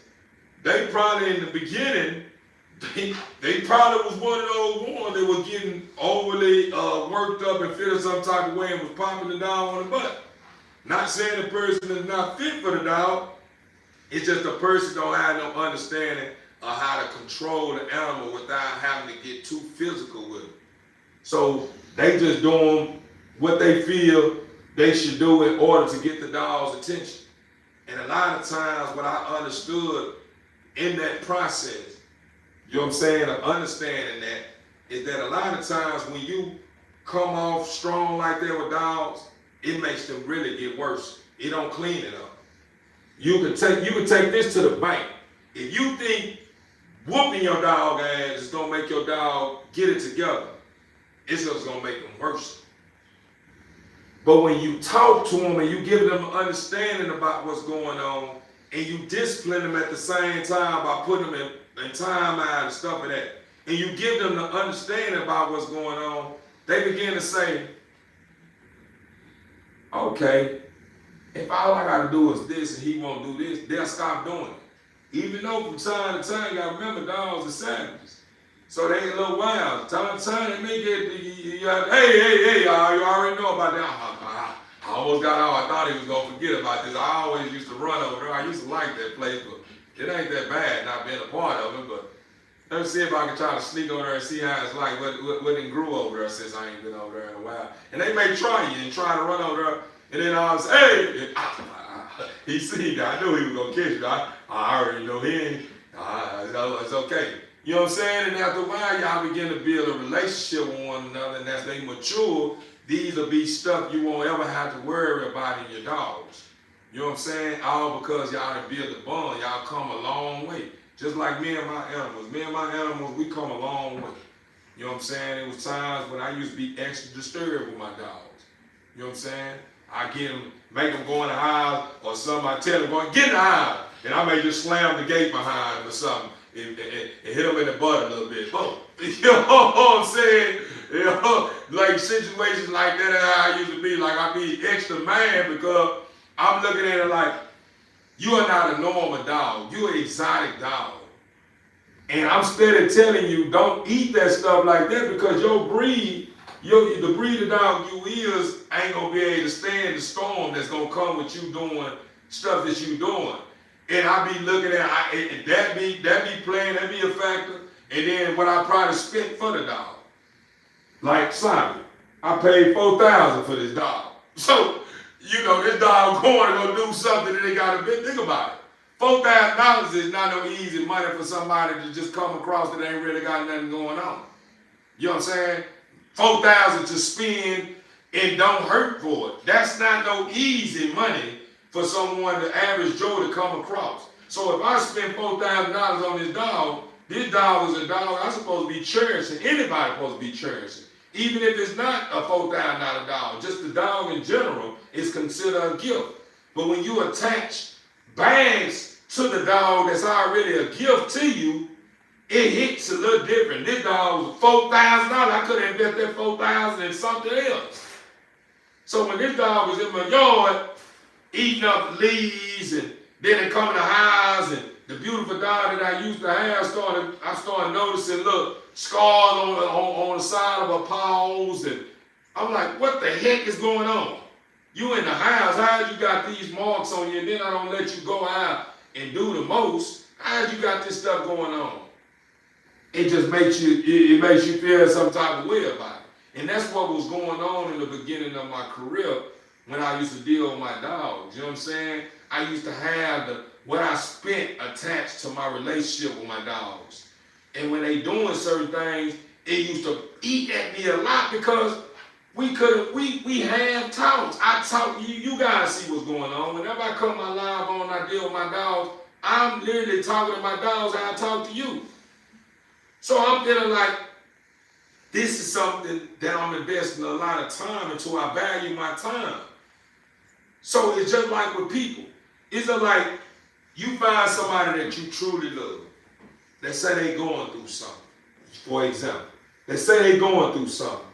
And you say, man, I already know you probably ain't gonna get it together. I'm gonna give it a shot, bro. And you tell them, man, bro, you say you want to get yourself together, bro. You say you trust me, right? Bro, I'm letting you know now, bro. Please don't waste my time, bro.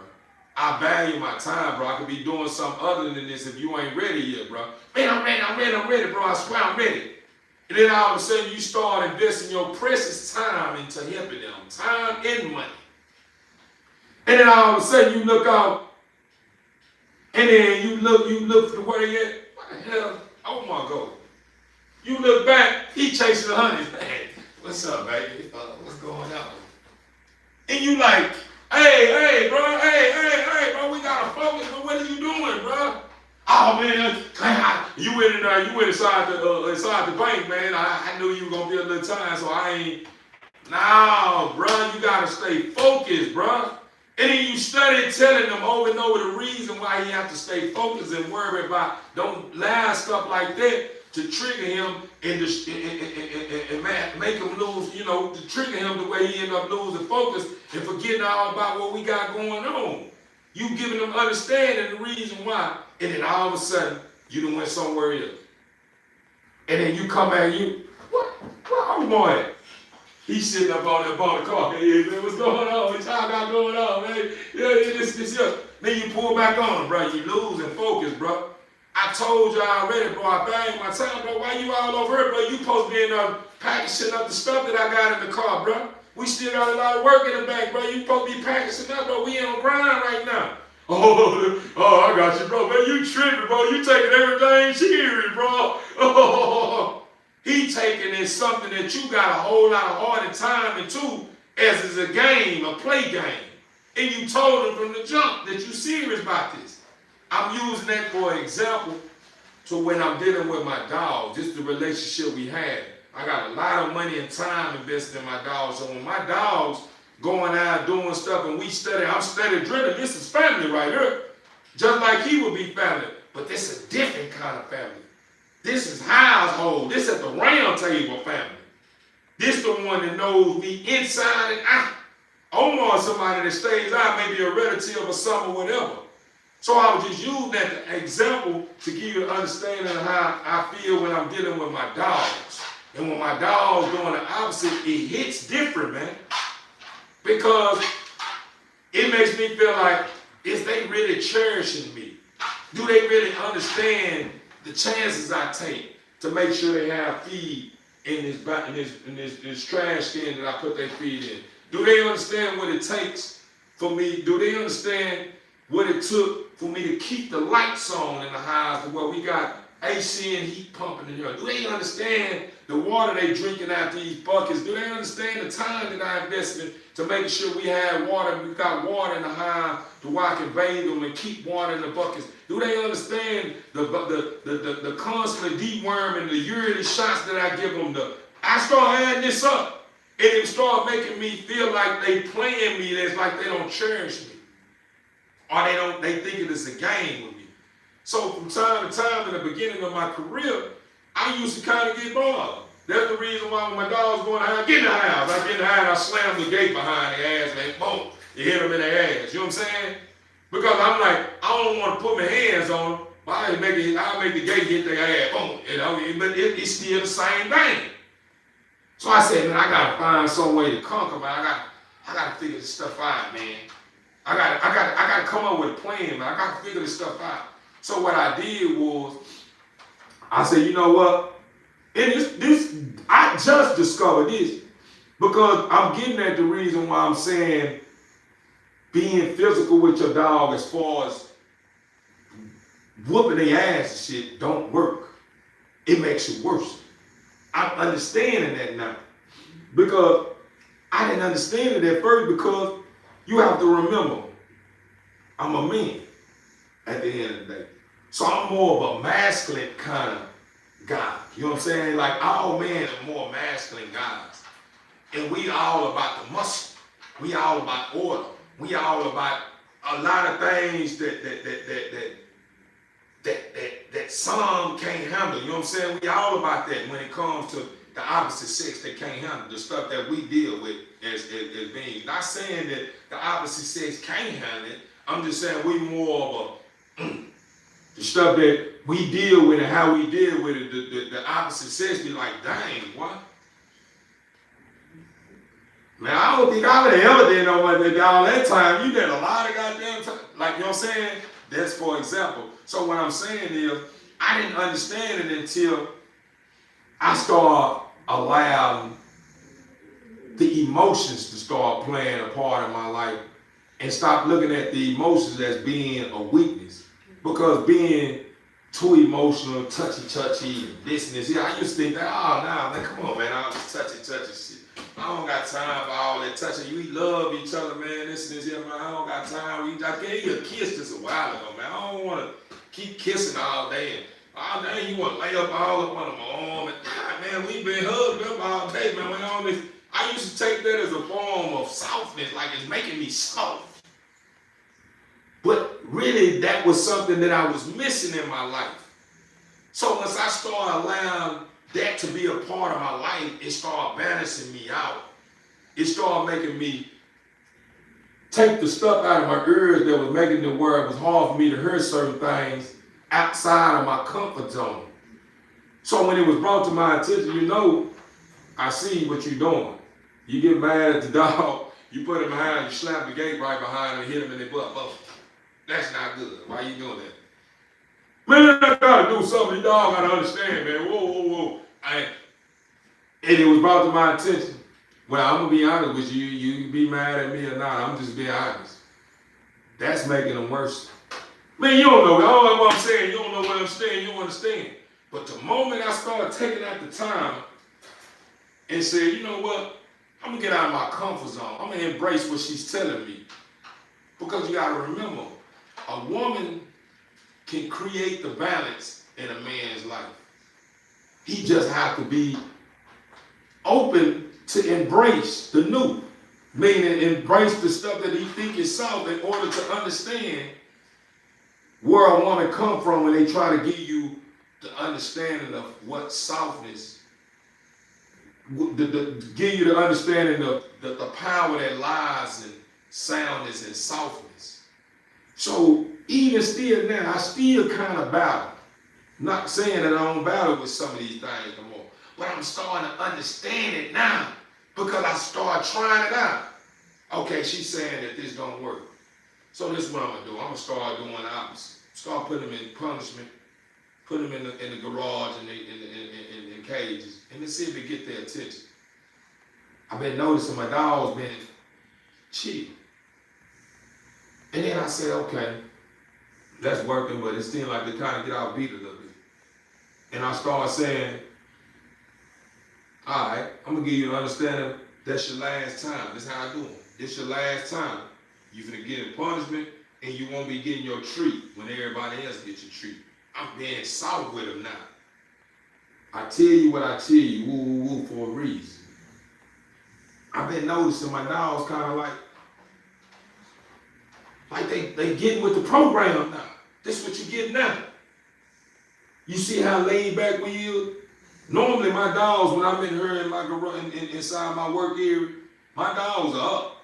Because they either thinking that I'm in here to feed, let them out, to rule the potty, or they just want my attention because they love me. So they're gonna be up and doing the most. Now we are getting somewhere because I have to soften up a little bit to where I'm able to bring to the forefront of my program what's needed. Just like with my home. When I come to my home, I feel like, okay, I do the hard part. So everything else that goes on in the home, I feel like if I did the hard part, it's time for the queen to do the rest. So when things are all beat, the first thing I'm saying, dang, I'm doing my part, why is this? Why is still going on?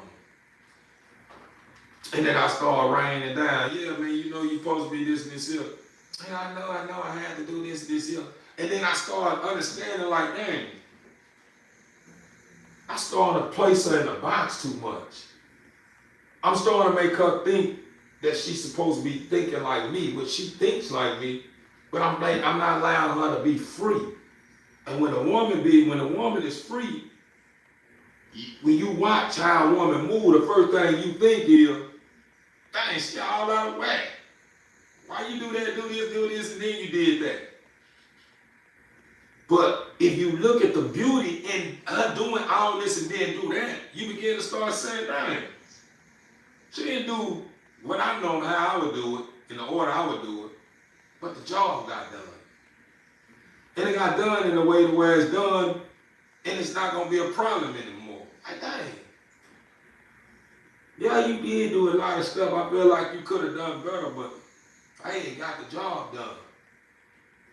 And then you start embracing this here, like, okay, I think I need to lighten up on it. Like now, when I'm speaking about it now, you know, I expect, you know, certain things to be going on, you know, a certain order, a certain, like I say, certain things need to be going on. And I'm building on this TV Inc. family to give you guys the understanding of what it's like when you're dealing with your dogs.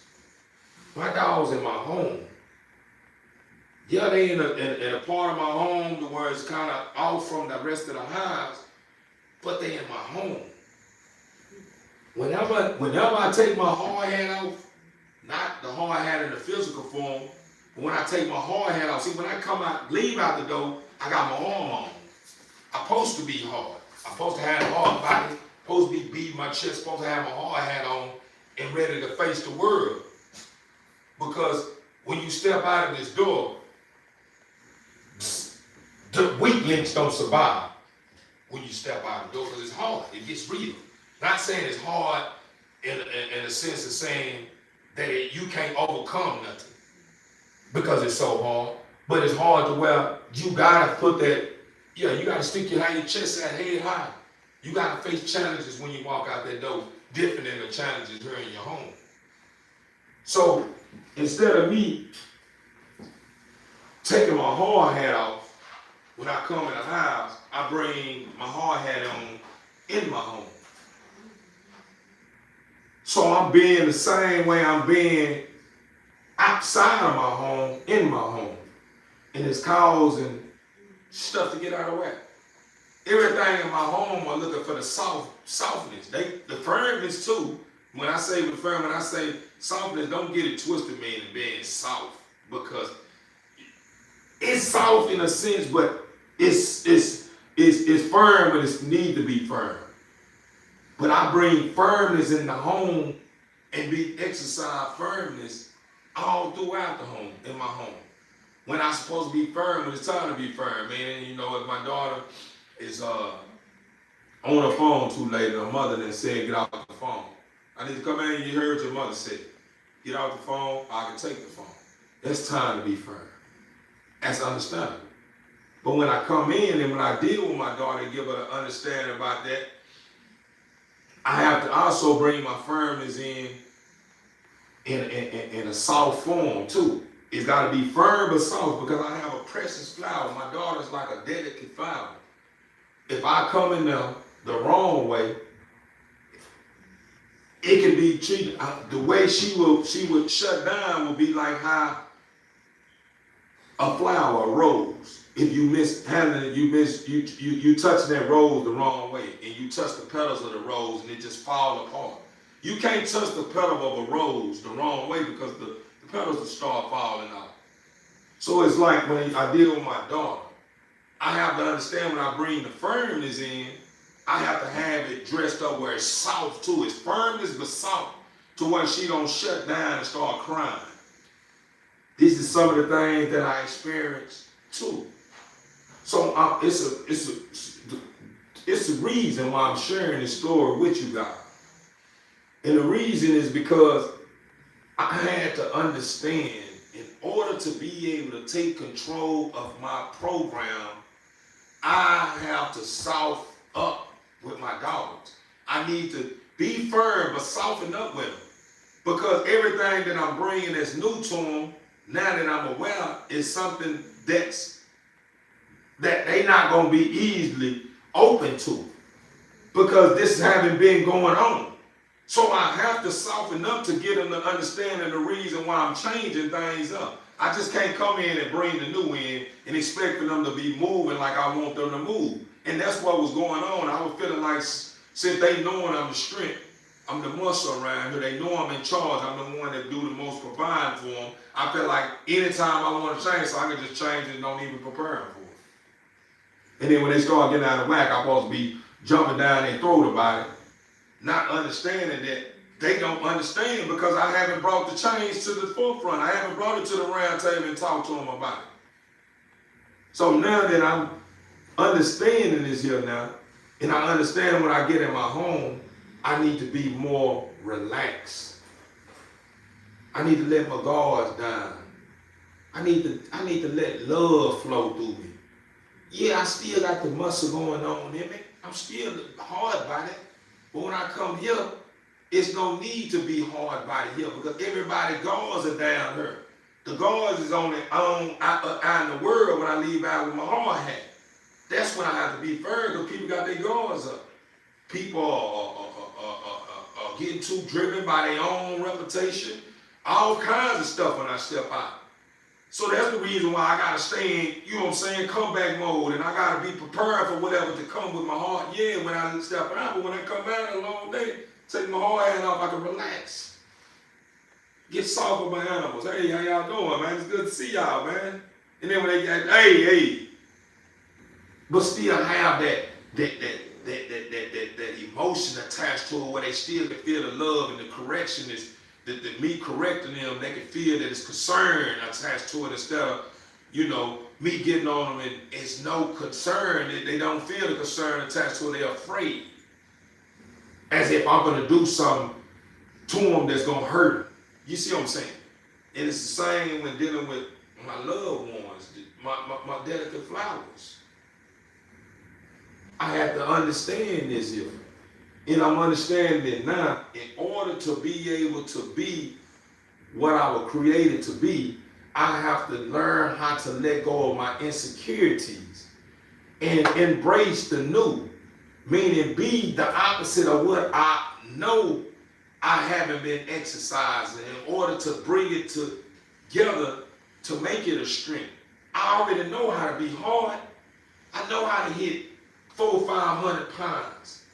I know how to get out there and run a ball and get hit by someone trying to tackle me with the ball. I know how to get out there and shoot a jumper and get fouled and slapped in the face. I know how to get into the ring and box when it's time to box. I know how to run hard and fall and skip my knees. I know all the hard part.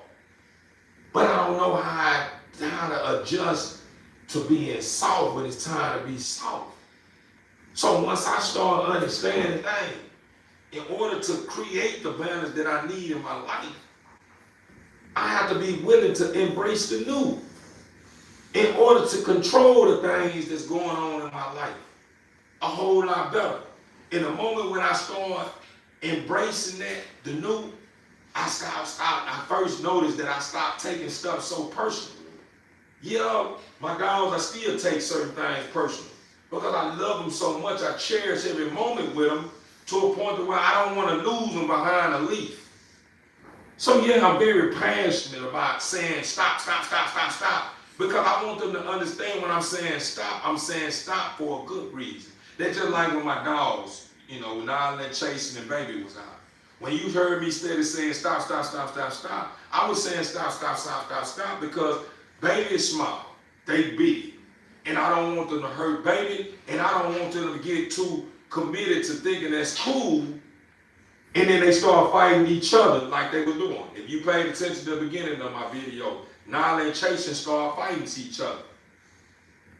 So I don't want them to think that's a cool thing to do. I want y'all to enjoy the fruits of being siblings or being amongst each other because we all family. But I don't want y'all to get too carried away when y'all thinking it's a compete thing, like y'all competing with each other and y'all want to show who the most dominant. Okay, it's cool for you to, as a big brother or little brother, to show your sister, your big sister. Nala is the big sister and Chasing is the baby boy. So ain't nothing wrong with you showing that I'm a big boy now. You can't keep doing me like that. But I don't want you to think that it's cool to engage to let her know that you're not a little boy no more in a way to where now y'all are starting to bite at each other the way y'all breaking skin and stuff, and you thinking that I'm thinking that it's cool, and you think I'm lying, that I'm one of those ones that condone and you fighting each other. No, that's the reason why I get so aggressive with that, because not only Chasing and Nala is being a part of my production, meaning something that I put together. It wasn't an in-house, but the mother is in-house. I went and matched the mother up with a father, a stud, but this still is part of my vision. So I don't want something that I worked hard to create to look like something that wasn't even worth creating or putting together. So that's the reason why I'm big on them not fighting each other, because I don't want them to hurt one another. And then when it's time for me to show up and show out and let guys know that, I'm getting close to mastering this stuff, I still got a lot to work with. It look like I don't even know what I'm doing.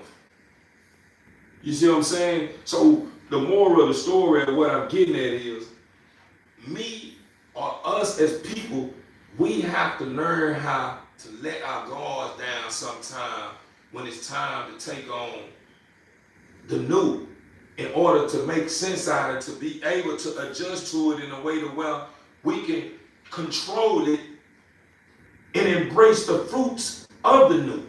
Because the new, a lot of people feel like change is never something easy to embrace.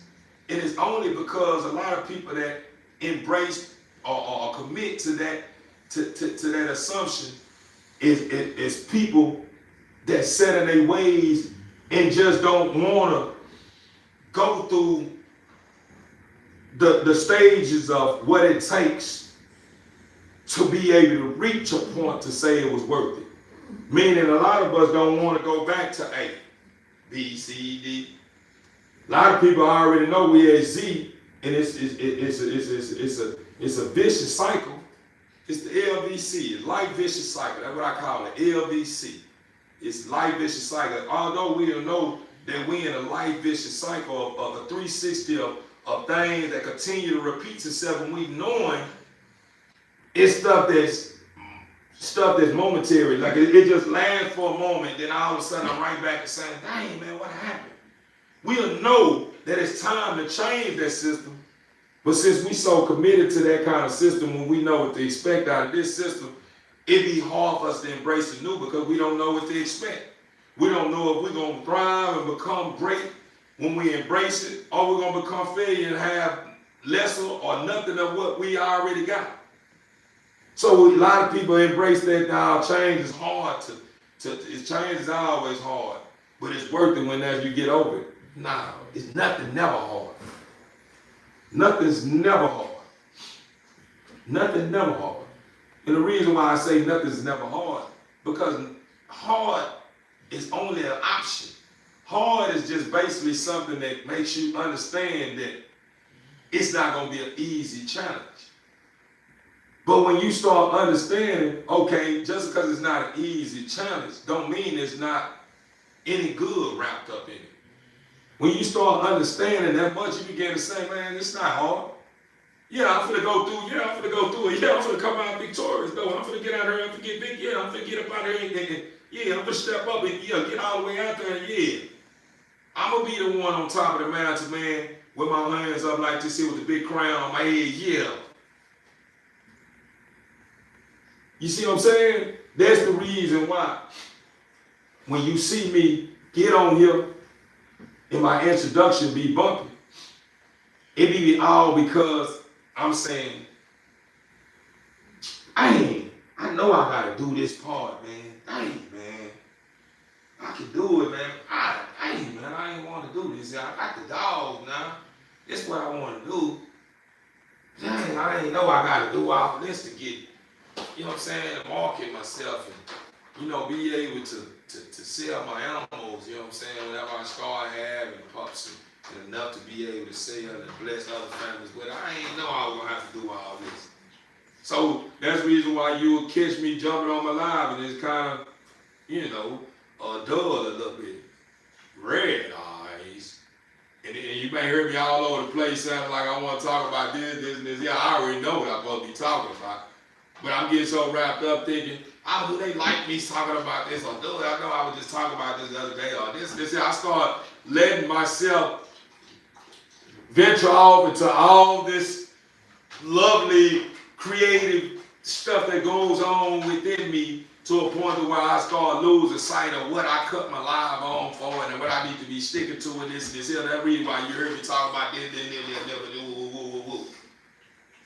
But I also noticed too, at the same time, this is what's helping me shape my reality to be able to make some sense out of this to where my content will be content that end up being placed on people's they call. I see. That's what I'm saying. I don't really know, and I gotta look into the algorithm. I gotta really look into that word and make sense out of that word because that word is a word that's not being. It hasn't been used in my vocabulary on the regular. So I have to be able to break this. I understand a word, but I need to be able to break the word down to make sense out of it, to where I can be able to create a system that will help me be in the algorithm. Am I pronouncing it right? I believe that's how you do it.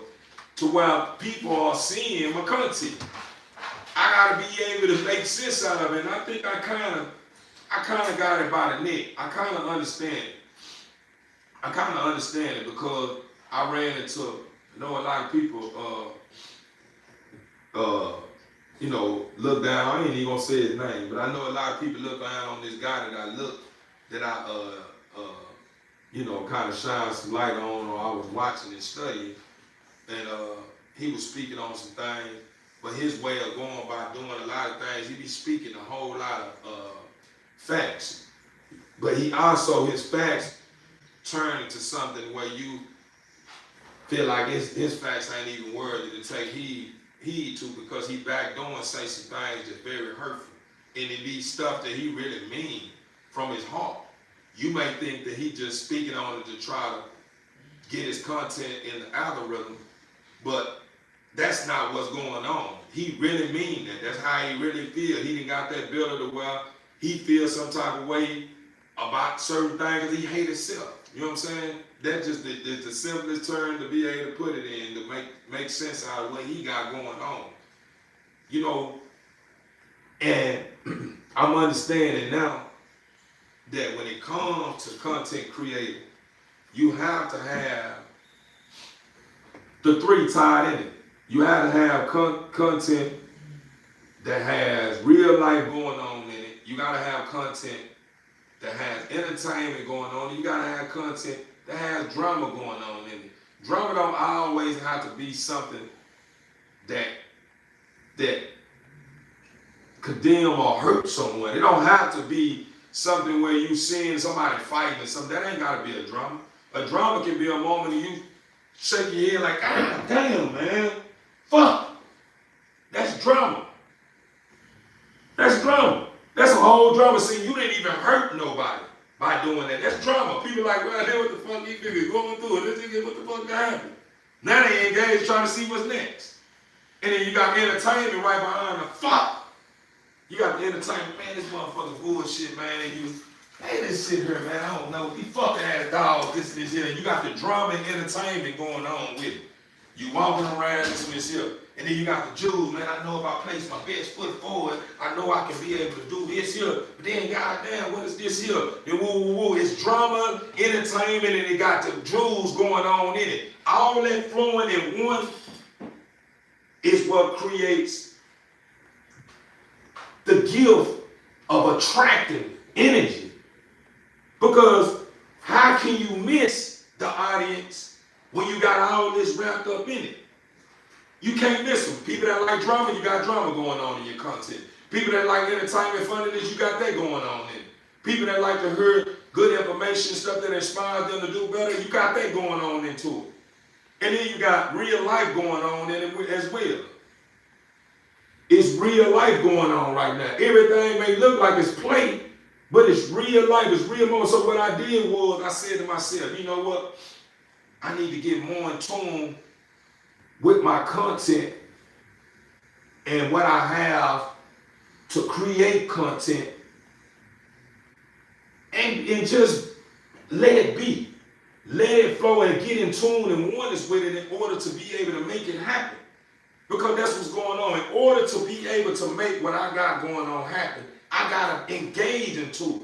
When I cut my live on, I gotta engage into my live like I got people watching me, regardless if it ain't nobody's watching. I gotta first off the rip be ready to give you guys what I need to give in order to get your attention. And then once I got your attention, I have to be able to be popping. I gotta engage into my product. My channel is all about my dogs, life and what I went through. This and this, I gotta be able to keep it popping and keep it rolling and don't miss a beat and keep going and going and going and going. Keep it going no matter how I go. I just gotta keep it flowing. I just gotta let it stop this. I gotta keep it going. Because as long as I'm keeping it going, there's beats going on, there's movements going on, there's entertainment. Instead of me just sitting here and looking at the camera like this. After a while, you're gonna look and see what I got going on, but after a while, after a good 30 seconds, you see me sitting there, man, I don't know what he got going on. I thought he could do something, man, I'm gonna go scroll on. But if all the whole time I'm here, I'm tripping on the back. I'm tripping on my back. Damn, I hurt my knee. Damn, my knee hurt. Man, get this damn bag down my goddamn knee. Fuck, what happened to the fucking knee? My goddamn knee. Shut up! Talking to my dogs and got all kinds of stuff going on and it's just flowing. Keeping it going every time it turn on. How can I miss the audience? How can I miss the energy on these platforms? I can't. I can't. People like to laugh and people doing being goofy and fail. Stupid ass. You see that bad. And then people feel sorry for you. That's not fucking funny. Why the fuck you laughing now? He hurt himself for real. Is he okay? Is you okay, guys? I started attracting all the energies, the people. This is what people does. I'm sharing this with you guys for a reason. Even though it looked like it's a struggle on my end, I understand what's going on. But I'm sharing it with you because I'm not gatekeeping the information. I want for you what I want for myself. What I understand, I want you to understand. So if you are dealing with fears, I want you to let go of the fear and be you. At the end of the day, if you got two people in your corner, those two people that never existed in your world, and them two people that you may have in your corner that ride your live every time you go live may be somebody in a whole nother country. Guess what they doing? Telling somebody about somebody that can save anybody. What you mean? How can you save anybody? I can save anybody by allowing you to tap into my life and share what I go through, how I deal with it, etc., with you. And it may be something that somebody else needs to see. Man, where you find this guy? Where you find this guy? I'm going to subscribe to this channel too. Whoop. And it going down no fit. That person may know somebody, and then their whole community or people are like-minded. They the same. Now all of a sudden I got people in way in Africa watching me. Now I got people wailing, Bahamas watching me, this and this here. All because I never gave up. I never allowed numbers to make me feel like it was worthy, it's worthy of me being here because I got 100 people watching my live. I got 100 people watching my content. I got 1,000 people watching this here. I got 5,000 subscribers. Or I got a million people that about in. YouTube paid me $8,000 this here. Want me to tell you the beauty in being great? The beauty of being great is never allow anything outside of your gift to control you. Never allow the number count to make you feel like you're important. You're supposed to already know that you're important before the money, the number count. Because at the end of the day, you were created by you were created by the greatest of all time, the unstoppable. So that should be enough to say, I'm very important and great. I don't need the numbers is a part of me. I just have to be willing to be able to be great and to let the numbers that needs to be a part of my greatness know that I'm here with you. I'm alive, man. We got a lot in common. That's all I have to do. I don't have to be focusing on the numbers. The numbers come. All I have to do is focus on being great. That's how you attract energy, the right energy, wrong energy, whatever the energy you want to call it. It's never a thing that I feel that I need to get too wrapped around and start allowing it to control me and make me feel like I'll never be a success. Will it come up? Yeah, it will come up. Let me tell you why it's gonna come up. Because I am a servant of the Almighty, the One. And it's the opposite of that. And it's not an opposite that can be taken lightly. So when it's something that comes and arrives at my doorstep, knocking on my door, hey, you know ain't nobody number 5 people that watch that video. You wasted your motherfucking time. You ain't talking about nothing. Ain't nobody watching you. You ain't got what it take. Them old ugly ass dogs you got. Nobody looking at them ugly ass dogs. Then this here, this was going on. This was going on in one ear. This one. And the other side of me, you always be great. Keep doing what you do best. The proof is in the pudding. Take it one day at a time. Never allow anything to make you feel like you're a failure. Use everything that you're going through now as a learning experience to be able to create the system that's going to help you get to where you're going in order to be a success in the eyes of those who don't know you and in the eyes of those who know you. And it's up to you to be able to say, I'm going to feed into this. My first mind is this more positive one. This is one I'm going to get into it. Or feed into the other one. And how you find yourself feeding into the other one is you continue to go over those videos that you feel like you put a lot of time into. Like I was on that video for 3 hours.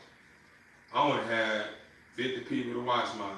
In 3-4 hours, I was on there 3-4 hours. I only got 50 people that watched it. Then I was on there 10 hours. I had 2 people that watched it. You start talking yourself into believing that it's not worth it because you keep focusing on the return of what you need to be receiving in a certain amount of time. Okay, I've been on live 10 hours. I need to have at least 1,000 views, at least 1,000 people watching my content. If 1,000 people don't watch your content in them 10 hours, that don't mean them 1,000 people that you waiting to put up on you and watch your content don't exist. It just means that they haven't found you. They ain't found you yet, but if you continue to be consistent and you continue to let your content flow by steady dropping, eventually, them 1,000 that you thought didn't exist and wouldn't find you, start finding you. That's why what just happened just a while ago. The brother pulled up and said, man, your content was on my algorithm. Your content was on my algorithm. And in my head, I'm like, I'm still trying to make sense out of the algorithm. The word get caught up from sometimes. I think I'm not even pronouncing the right word right sometimes. Oh, I'm still trying to make sense out of this word, and it became a new word in my vocabulary. I didn't took out my homework to understand it, but it kind of made me feel like I was trying to understand the matrix. So I'm like, dang, okay. I heard you saying my content is on this live just randomly popped up on my algorithm, but I'm like, algorithm? I ain't never heard it. I heard Euphoria page or something like that. What algorithm is? Is it algorithm the Euphoria page too? So I'm kind of like, I'm trying to make sense, but at the end of the day, get what I said? Okay. And the reason why I said okay is because something that I don't understand right now don't mean I never understand it. It just means to keep grinding. Keep grinding. This is a new field. It's language that the people speak on these platforms that you don't understand right now. But don't feel like because you don't understand their language, you ain't got what it takes. You got what it takes.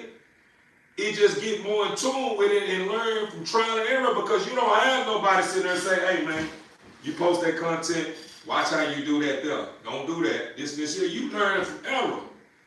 Trial and error. And it goes back to what we've been doing and been saying at the beginning of the time. Trial and error is the best teacher. How many of you really believe that? If trial and error is really the best teacher, how many of you really believe that? That's the question. We all understand that. But a lot of people, when it's time to face that, they like, man, nah, man. Hell nah. Nah. That can't, yeah, that's just some stuff people made up. Everybody always saying that, but that shit don't mean, some of this shit don't even supposed to happen at this here.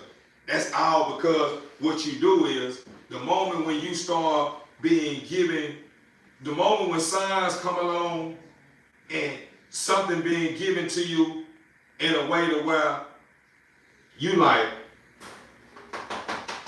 man,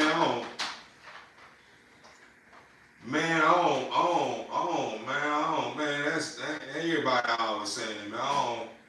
The first thing you do is you start discrediting it as if there's something that you don't need to feed in because it don't mean you're no good because it ain't doing shit for you.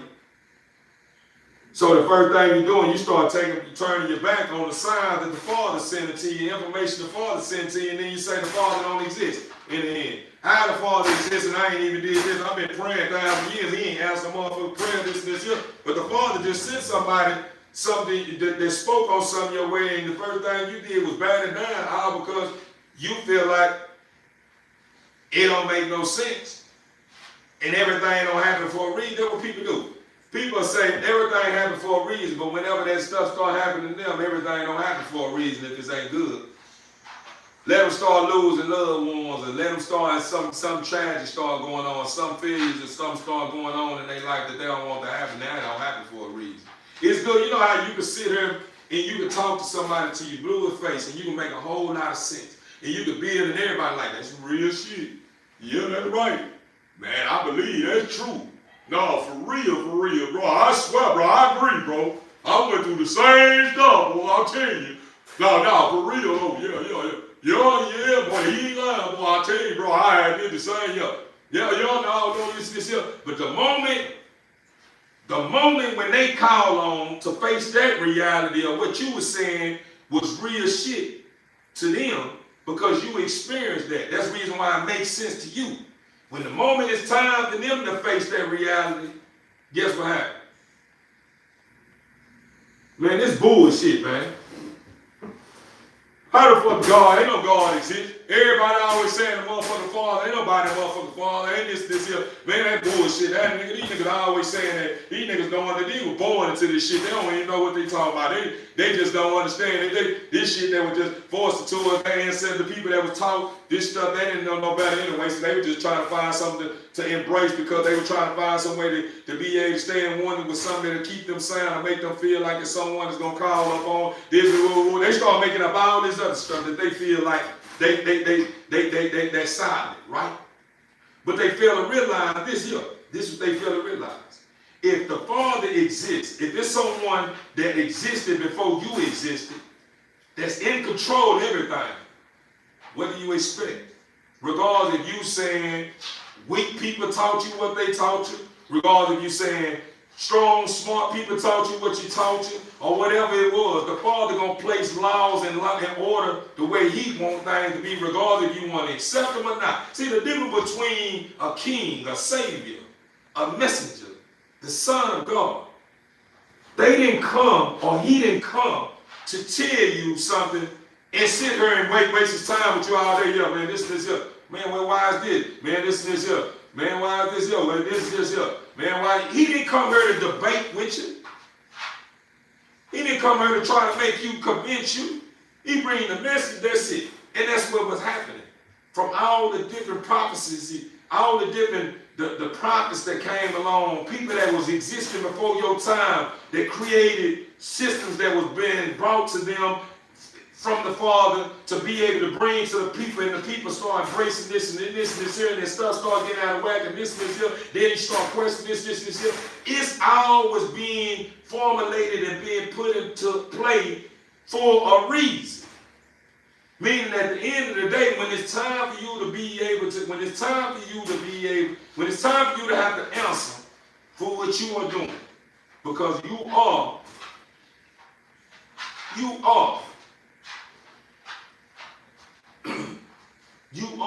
the one that the Father allowed to make your own choice. He allowed you to make your own choice. That's what you want to believe? Okay, go ahead. I'm still here with you. But don't think because I'm your Father and you know I got what it takes. Whenever you make that left turn, I'm supposed to just sit there and make it easy on me. I'm going to let him go that left turn, and I'm going to do everything for him the way he don't have to go through nothing so where he know I exist. No, that ain't how it go. Whenever you make that left turn, let me tell you how the Father play. When you make that left turn, what the Father do with you, when you make that left turn and you go down that path and you start experiencing what you experience on that left turn, the Father talking to you the whole time. Don't make that right turn. Man, fuck all that shit. I don't need to hear all that shit. Fuck these niggas. I'm finna make this turn. And then you get up there, don't make that right when you see what you just went through. Man, I ain't trying to hear all that shit. Fuck everybody. And you make that other turn. Father saying, hey man, you finna get ready to catch a case, man. You don't stop this here. You get pulled over. You study it, and then when you sit down in that cell or wherever you at for a little time being until you get burned out or whatever, the first time you saying, God damn, if I had made that left turn, my mom was telling me to make the right, but shit, I ain't. Man, fuck that whole ass shit. Whatever it is what it is. Fuck, I face whatever I'm going through. It is what it is. I signed up for this shit. You start keep creating a system that make you say everything that's going on is going on because I guess you just creating that reality.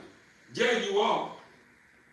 You are creating that reality. Whatever you may be going through, you going through because you creating that for yourself. You gotta remember, we are creators. Regardless if we want to believe it or not, we are creators, man. The Father created you to produce. What you think going on right now? I'm creating, right? I'm on live right now being creative. I'm exercising my creativity. I'm being artistic. Yeah, that's what I'm doing. I'm painting the whole picture. I'm building on it, and I'm building on it in the way to where you understand that this guy's talking on what he's talking on because this guy must know something. See, what I'm giving you is something that I'm easy to do. See, if it wasn't about, if when I turned this channel on or created my channel for was about this, man, I bring it to you in all kinds of ways every day, and it would be unlimited. But since I'm embracing something that I love doing, I love my dogs. I love being amongst great people, regardless if they consider negative to some or they positive to some. I love being around energy, period, regardless negative or good in people's eyes. I love being around it. Why? Because it allows me to be what I was created to be. I'm a servant. I bring peace. So regardless if I'm dealing with people that disagree with me, that is not who I am and what I stand for to feed into it. Meaning at the end of the day, if I reach a situation where I'm pushing P, and the person that I'm trying to give something to say, man, fuck all that positive, bro, I ain't trying to hear it. That is not my duty to continue to serve him. After I already tried and you hit me with that, I'm gone. I'm going to put that in the Father's hand. That's not my problem. Because the moment I start continue to sit around and getting all worked up behind him saying, fuck God, I ain't trying to hear all that whole ass, punk ass shit. Guess what I do? Guess what happens? I start feeding to things that's controlling him that he don't even know is controlling. Or she don't even know is controlling. And guess what start happening? It start controlling me now. It started making people place a question mark on who I'm truly am because now I'm feeding to the shit that I say I don't even stand for. So now people like, oh, I don't know. He said he a servant in this here. Why the fuck are you getting all out of his body? Excuse my French, TV Inc. family. Why is he getting all out of his body? He done got all the way out of his body. He finna have a fight and everything. How's he a role model? How's he trying to show me what works when he feeding into something that he said don't work? So when I bring peace or I come to somebody with something good and the first thing they do is bat it down and say it ain't no good, that's not my job to sit here and convince you. Think about it. How many times you done ran across somebody and you mean good? The person knowing who you are and what you stand for. And they already know you don't have a filter. They know you may be a one that don't have a filter. You're going to say what's on your mind, and you're going to say what's on your mind, and you're going to make sure it stick. So when they do something around that you don't like, hey, bro, I don't like that, bro. What's going on with that old gang ass shit, bro? Excuse my French. There's not nothing against the rainbow community or nothing. I'm just speaking in general. You know what I'm saying? But they end up doing some things around you, and they making you feel uncomfortable. And you speak on what you speak on. And then when you speak on what you speak on, then they try to hit you with this. Man, bro, you tripping, bro. Everybody be doing this here. And you steady letting them know, bro, I don't care what everybody do, bro. This is me, bro. This is what I stand for. Man, I out there, man, you this, you just doing this other way. Man, I'm telling you, bro, that ain't what I'm on. Now they trying to get you to go into a debate and trying to make you believe that you be playing these type of games by trying to be convincing. They trying to make you think that this is what you feed into. And in the moment you start doing, when you start being 100 with them, the first thing they say to you, man, bro, we think he all tough, and this. Now they got a problem with you. They got a problem with you because you are not one of those ones that feed on anything, and you not open to being a part of things that make you feel comfortable. So the first thing they want to try to say is you think you tough, or you think you better than somebody. All because you just a man that know how to open your mind and say, man, nah, I ain't with that. Or you just a woman that know how to say, nah, I ain't on that type of time. That's y'all. That's who y'all be. That's what makes you happy. That's on you. But when you come my way, I'm a park. Now, you ain't going to park me. I'm letting you know I'm a park. And then all of a sudden, you going into a challenge. You being challenged by some people that you feel like, how did I enter this violence? And a lot of times what we have to understand is this. When we start allowing ourselves to be controlled by things outside of us that don't understand our purpose, guess what we eventually find ourselves doing? We start becoming a jumping into anything that floats around that makes us feel like we need to be a part of it in order to be a success. In order to be a success, the only way you become successful is being who you are and being great at doing it. If you mean you want to put your red nose on and be a clown today, even if you want to put your dog ears on and bark like a dog, if you want to put your rabbit tail on and bounce around like a rabbit, if you want to talk about your shoes in a way that people ain't never talked about, etc., etc. When you in oneness with who you are, what you stand for, and what you can do, it ain't no telling how far it's going to go, because the things that hold us back is the things that we think is not a good idea. Do you know how many times certain you done heard artists, great artists, I'm talking about musicians, the ones that have created music, say, man, I ain't know that song, I really ain't like that song. That motherfucker song just blew up. That one I thought was going to blow a disc. But the other one went gold. That mother went platinum, man. Yeah, that one number 2 and 10 on the Billboard, man. This and this here. You know how many times that happened? That's all because whenever that song that they talked about, that they didn't know was going to be a big song, I guarantee you, when it came to completing that album, they probably was debating like, man, dang, bro, this about the only one that's kind of decent from the rest of you one. I know all of a sudden, didn't know this That probably was the song they kept saying, nah, man, I don't really, man, fuck it, man, I got to hurry up, get this out. I gave the people to understand I'm going to put this album out at this time. And they just threw it on them. And when they threw it up on there, they folks were saying, nah, it ain't going to affect, I got a whole lot of heat on the album. So this one fun song is not going to hurt my album, that's in their head. So all these other songs that they think is their best songs be the ones that don't get that much play like that one they thought didn't work. So the point that I'm making is this. You have to be an energy that's vibrant, an energy that flows, that just be. And you just be great at whatever moment, time you are in. Just like how I spoke on about in the beginning of the beginning of this video. Why I said in the beginning of my video, I came on a little dull. But you want me to tell you something different, the beauty about that dullness? It's that dullness that had no dull. It really wasn't dull. It's just how I was feeling at the moment. That's how I began my introduction. That's how I was feeling. And people respect realness for they respect me putting the nose on and saying it's me and knowing it ain't me. But you can tell when you people respect you saying, man, you know what? When I started my live, when I jumped on this live, man, I really feel like I ain't want to jump on this motherfucker and fuck with y'all, be honest with you. But I understood that this stuff is way more greater than me. And it's bigger than the money with me. That's what's going on with me. When you see Theo Bullets Inc., Theo Bullet Inc. is about dogs. You spell it back, it's about God. You catch it. It's about dogs. You spell it backwards, it's about God. So it's not going to be a moment or a time where I speak about these dogs and I don't speak about the Father. Or I don't speak about who I am and what I stand for. These are the three things that's going to be forever going on my live or be going on in every post that I got going on. Whenever you see anything that concerns this channel, it's going to either be God being involved, it's either going to be something that I got going on that I'm trying to push, and it's going to be me that I'm talking about. I love me.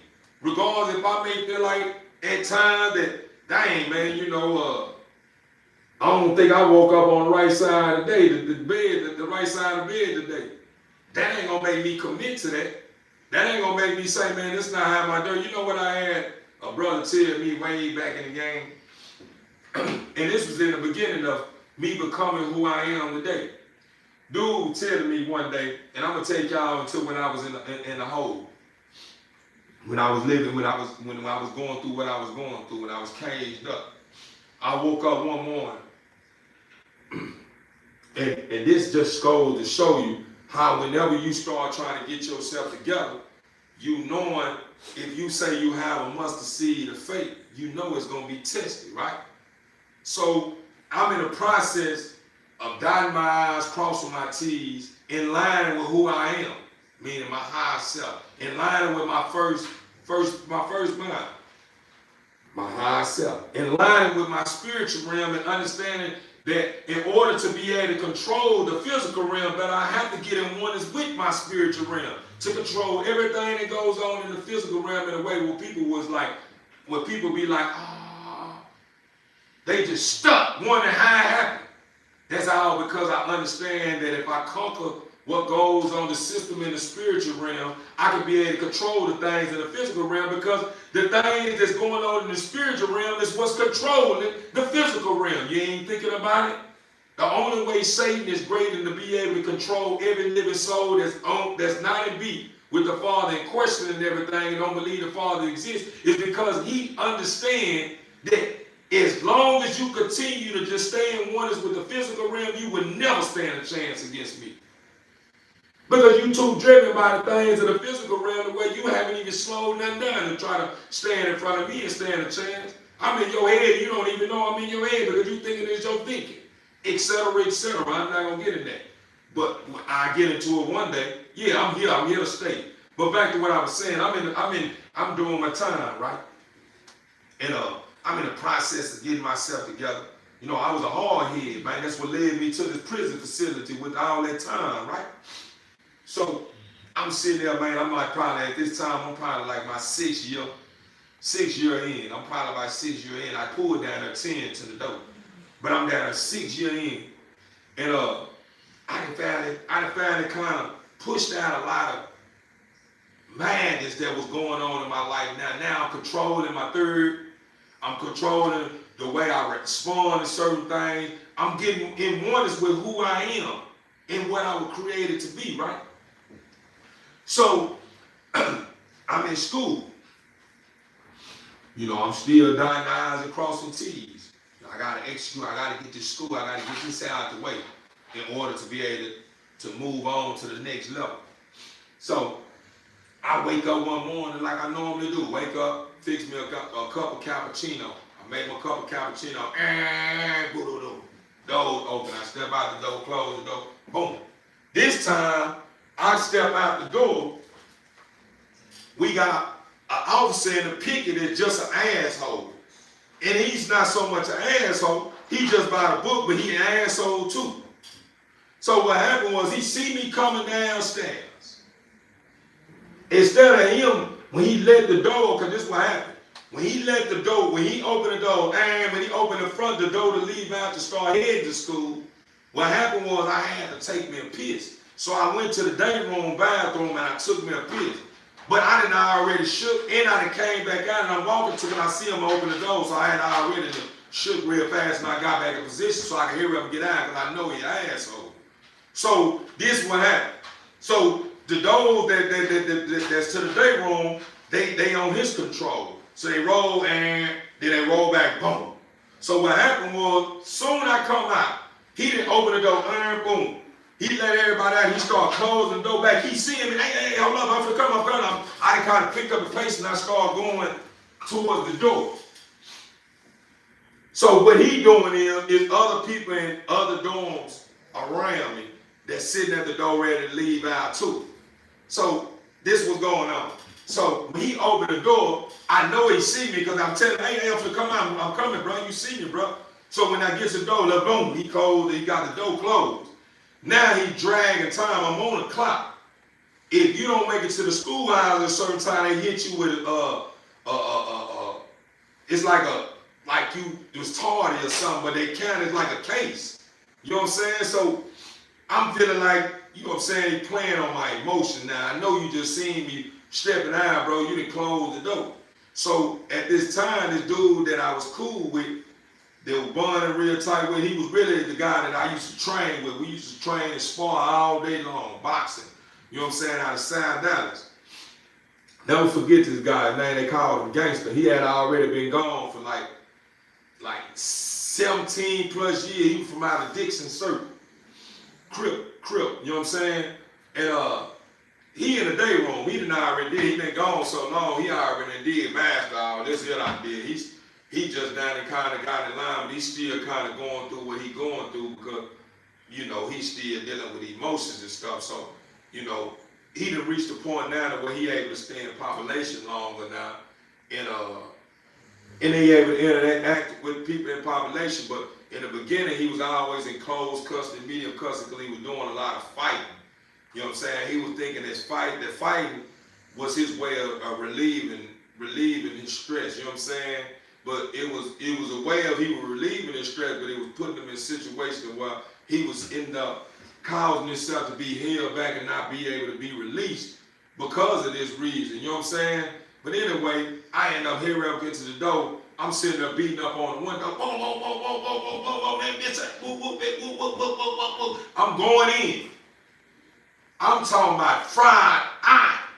I'm ready to come out and really tell the officer come from down there, man. Let me take a look at that, man. Playing with me, bro. I'm trying to get back home, man. This here, man. You playing with me, bro. So I'm at the door. I'm studying. Boom. Everybody is in there. Remind you, everybody is inside their shell. They really sleep. At this time, it's probably no more than probably about,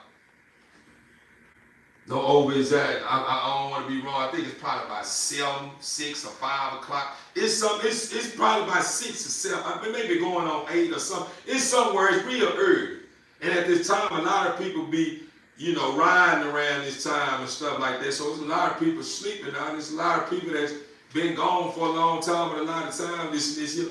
But at this time, I ain't worried about none of that. I ain't worried about whoever want to stand in front of me because I'm already feeling like I'm ready to put whatever I've been learning these last few months, you know what I'm saying, with my boy to work anyway. He already been telling me, bro, don't be using this, bro, to be just whooping on nobody, bro. Don't be doing that, bro. That's why I'm hitting you and teaching you how to throw this and doing this here so you can go around punching on nobody because you just want to punch on somebody, bro. That's what you going to be doing it for, bro. I'm going to stop right here, bro, because you already too much anyway. You big as hell. And then you already had something, then I'm bringing the best out of you, bro. You really something that's going to get you in a lot of trouble, bro. You think you're going to put yourself and put your hands on people. You know what I'm saying? But I ain't never committed to it. But back to when I left off. So I'm beating on the window. I'm telling y'all the story for a reason. So I'm boom, boom, boom, boom, boom, boom, boom, boom, boom, boom. Man, let me out, man, let me out. So get what my partner said. The one that be training me all the time. At this time, I just zoned out. So when he pulled up on me, he like, man, hey, look out, bro. Man, what, bro? You know what I'm saying? He seemed like when I said that, he got like, hold up, man. You know what I'm saying? He really wanted to kind of like, what's up? You know what I'm saying? Like, he really feeling some type of way, but he see I'm zoned out, and I'm reminding him of himself, so he kind of controlled his emotion. But he really was like, you know what I'm saying? Hold up, man. So I'm like, what, bro? He was like, bro, you gonna let your day end like that? So at this time, I'm like, man, bro, what you talking about, bro? He like, bro, like I said, bro, you gonna let your day end like that? And he say, and I'm like, man, bro, all right, bro. And I ended up finally leaving out, bro. I was cussing the officer, bitch. So the whole way to education, all I'm hearing is him telling me, is you gonna let your day end like that? So after a while, I began to understand that we too busy thinking that the Father is not in control of who we are, what we got going on. So when I heard you gonna let your day end like that, now that I'm speaking on it now, I understand now that the Father was talking to me through him. Because this is the type of time he be on too though. But he trying to change his life too though. But just this spur of moment because the Father want me to see something greater. He is shaping me right now. And preparing me for society when I return. To be able to be what I'm supposed to be here. You know what I'm saying? We'll get into that later. So, all I've heard is, man, is you gonna let your day end like that? So he steady drilling me, man. And that's the same thing I tell you guys. The reason why I'm telling you guys this here. Because, like with my life, just because my life started outdoors, or I may have woke up on the wrong side of the bed or something like that, I always allow that to be on the forefront of my belief window. Is you gonna let your day end like that? Just because your day beginning like that, snap up out of it. Let's get together. You got a whole lot of things to smile and be happy about. Never let nothing control you, man. That's all I can see. Whenever he was saying, you know what I'm saying, you gonna let your day end like that. At first, you know, I'm walking to education. I'm studying hearing this here. I'm walking. I'm heated up though. But as I continue to hear this, you gonna let your day end like that. Officer come through there, see, man, hey man, what's up, Mr. Such and Such? Hey, what's going on? I started gradually seeing how I was starting to snap back. And then all of a sudden, I'm like, dang, that makes sense now. Why is it that us as people, we'll start out with a bad start in our minds and feel like, this is going to be a whole bad day today. I started out bad. I already know how this day from turn out. And we start attracting that. We start being more into those kind of environments that's going to make us feel like what we said it's facts. It's really what's going on when it really not. We start forgetting how powerful we are as creatures, as beings. We get so wrapped up in thinking that we're not powerful to a point where we don't think we can manifest stuff like this. We'll speak on it, and then when certain things go on, when you're like, I was seeing something else, I wasn't believing. You want me to tell you what I noticed? A lot of times when you focus so much on something you don't want, just that little bit of mustard seed of faith that you had in the beginning, don't you know it still exists? What you mean? A lot of times you'll be so fixated on something you don't want to a point where you forget that you did believe in something and it's still playing too. So this is how it's going on. The something that you don't want is evil, steady drilling you and won't get out of your head, steady going on and on. And you think this is you. And then you have who you are, your higher self, that's still fighting for you. Even though all the noise that's going on that's not you, that you thinking you is going on, it's still existing. That little mustard seed of faith of who you truly are is still working too. And then all of a sudden, something that you thought was going to probably begin and end like you believe it was going to end, began to awake you and make you say, wow, man, I didn't even see this coming. Boy, I sure would believe it all day, man. This was going, man, I didn't even see this coming. That's all because you thought when you had that mustard seed of faith in the beginning, you thought it just vanished and don't exist no more because you start feeding more into the BS and negative thinking and this and this here. So you were thinking that it don't even, nothing else exists. But this what you think is you. Because it go back to what I was telling you. Go back to what I was telling you. If you're not in oneness with who you are, what you stand for, etc., and you just feel like the only thing that exists is the physical realm, and then the things in the spiritual realm only exist when you feel like you want it to exist, you're in a world of trouble. You become a puppet, or should I say a donkey, to the carrot that's being placed in front of you to control you, to make you feel like the Father don't exist, to make you feel like everything you got going on would never add up. You'll forever be at the bottom. This you become a carrot, you become a donkey to it. All because you don't understand that you are not the one that's got these negative thinking steady repeating in your head. See, the thing, the reason why we trick how we trick ourselves out is that we'll remember some things that we probably went through in the past. And in our head, we'll think that we was the one that possessed the thought, or we was the one that came up with the ideal or whatever. So whenever something else come back around that's similar to it, we think it's a part of us. We think we own that. So when it comes up, we think it's me. You know what I'm saying? I just think like that. That's how I be sometimes. I think like that sometimes. It's the type of time I be on. I be on that demon time sometimes. I get all out of my body. I want to knock down 4 or 5 women. You know what I'm saying? At the same time. I want to be able to do this here at the same time. I want to be able, when it get hard, if it get too hard, I'm going to end up running up on something, take something. I'm this here. We start thinking that this is who we are, the other side. So this is how people do it. People say, there's 2 sides of me. And the first thing that they commit to is the negative. Yeah, there's 2 sides of you, but it's only 2 sides of you because your spiritual realm is the one you're afraid of. Who you are in the spiritual realm is way more sound than this one that's in the physical realm. The one in the physical realm is the only one you understand.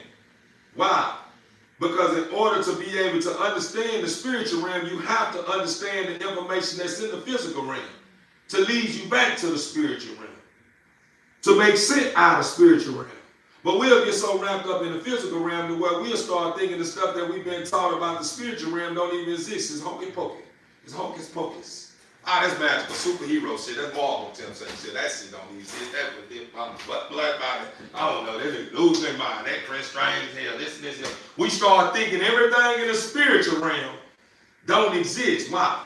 Because it goes back to what I always preach. And I always state, people fear what they don't understand, and they hate what they can't control. So the moment when stuff that start going on in the spiritual realm is going on, you fear it. Why? Because you think it don't exist. It's only natural that you're gonna fear something that you don't exist. Because to you, when you hear about these things that goes on in the spiritual realm, it reminds you of the monster in the closet when you was a little boy. And it scares the hell out of you. So you don't want it to exist because you don't understand it. And you haven't built up the courage to face it because you in tune with fear. What you mean? The things that I've noticed in the physical realm are these things. In the physical realm, it teaches you how to fear. It teaches you how to doubt. It teaches you how to debate. It just keep going on. It keep going on. It teaches you how to be creative in a negative way or a good way. It teaches you how to be a clever that's detrimental to your health. That's what happens. It teaches you how to be creative and be clever in a way to where you attract things into your life that's detrimental to your health. So you never become who you are, because who you are is saying, why are you doing that? That's weak. And in your head, you thinking since you done got over on somebody today, that ain't weak. Nigga, I just hit for $1,000. I just come one of these coons. Mine done hit the whole pocket with $1,000. He ain't know what was going on. By the time he caught on, I was gone. Man, I just hit 3-4 shots. I ain't paying them a dime. All of them mind blown. They ready to work for me. You thinking in your head, thinking this here is strength. You thinking this stuff that defines a power, defines a work, or defines greatness. So you continue to engage into these things as if this stuff is all you need. But then you find yourself very emotional. You find yourself very emotional. Very emotional. And the reason how I know you find yourself very emotional is because the moment when stuff starts going your way, you get all bent out of your shape behind things not working out the way it was working out in the beginning, because you get so driven and so caught up and think you in control. That's what the Father do. Okay, I gave you your choice to make your choice. I'm studying sending you signs. I'm studying whispering to you. I know you hear me. I know you hear me. We all hear the Father, but then we don't want to believe it. When the moment we say something about our first mind, we want to make it like we the only one that we want to make like we the one possessed, or we created the first mind. We want to make it like our first mind is something we in control of.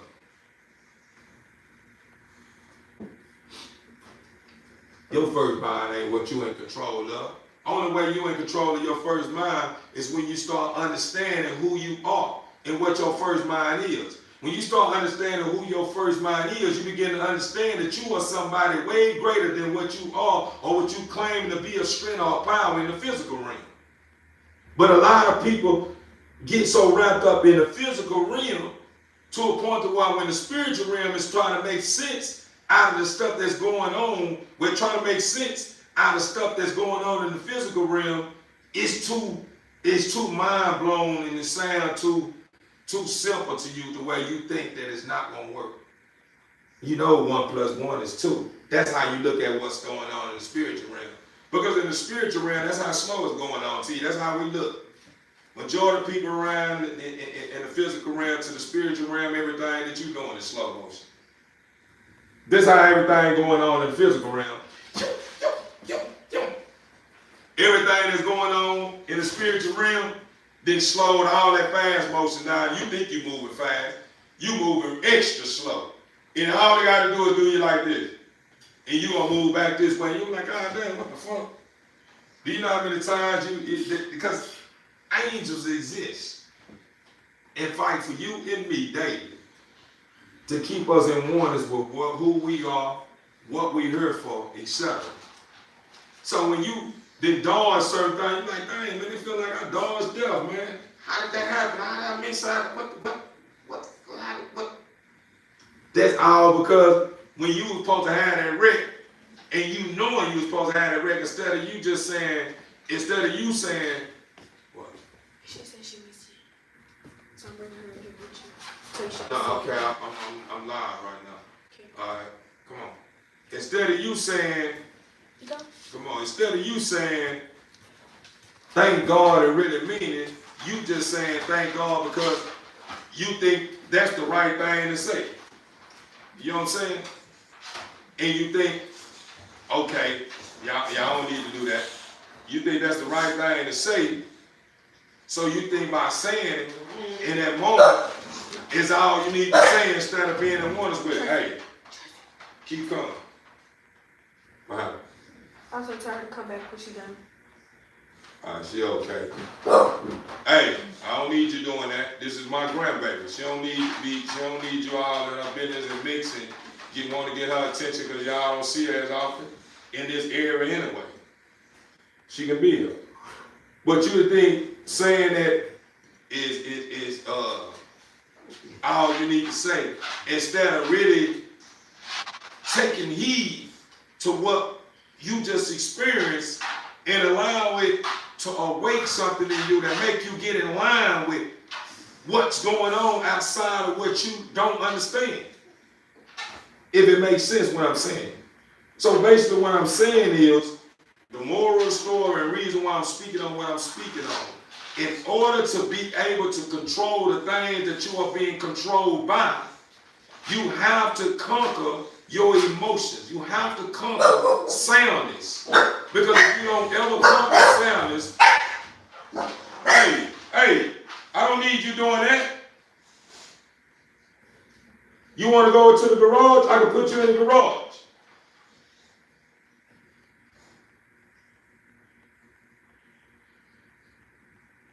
Next time I tell you, I'm going to put both of y'all in the garage and I'm going to do restroom breaks and both of y'all going to miss out on restroom breaks. So back to what I was saying. In order to control the things in the physical realm, you have to get in oneness with who you are, man. You have to get in oneness with thyself. You need to stop feeding into the madness that make you say that if it's a God, why is this? That ain't nothing but something that's trying to trick you into believe that it's not a God and you are the God. And in the moment you got to remember this here. Regardless if you don't want to face that reality that the Father exists, on your dying deathbed, regardless of who it is, I guarantee you, every individual that's knocking at that door that the Father is behind is saying, Father, please let me make it one more time. Please, don't let this be the time. Please let me get one more shot. I swear I'm going to do right. I promise I'm going to do this here. But you just said before you reach this point that the Father don't exist. Let me tell you the reason why that's going on.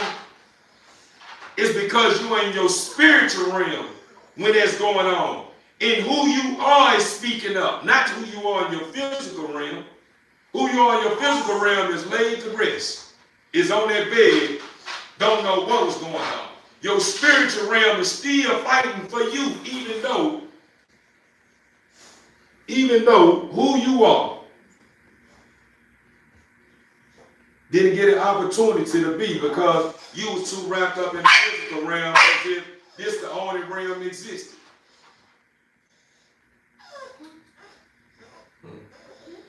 I don't need you doing that. This is my grandbaby. You got a problem with it, I can put you in the garage.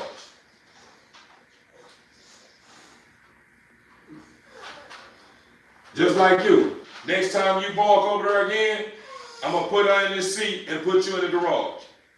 You too. If you don't shut up right now, I'm going to put you in the garage.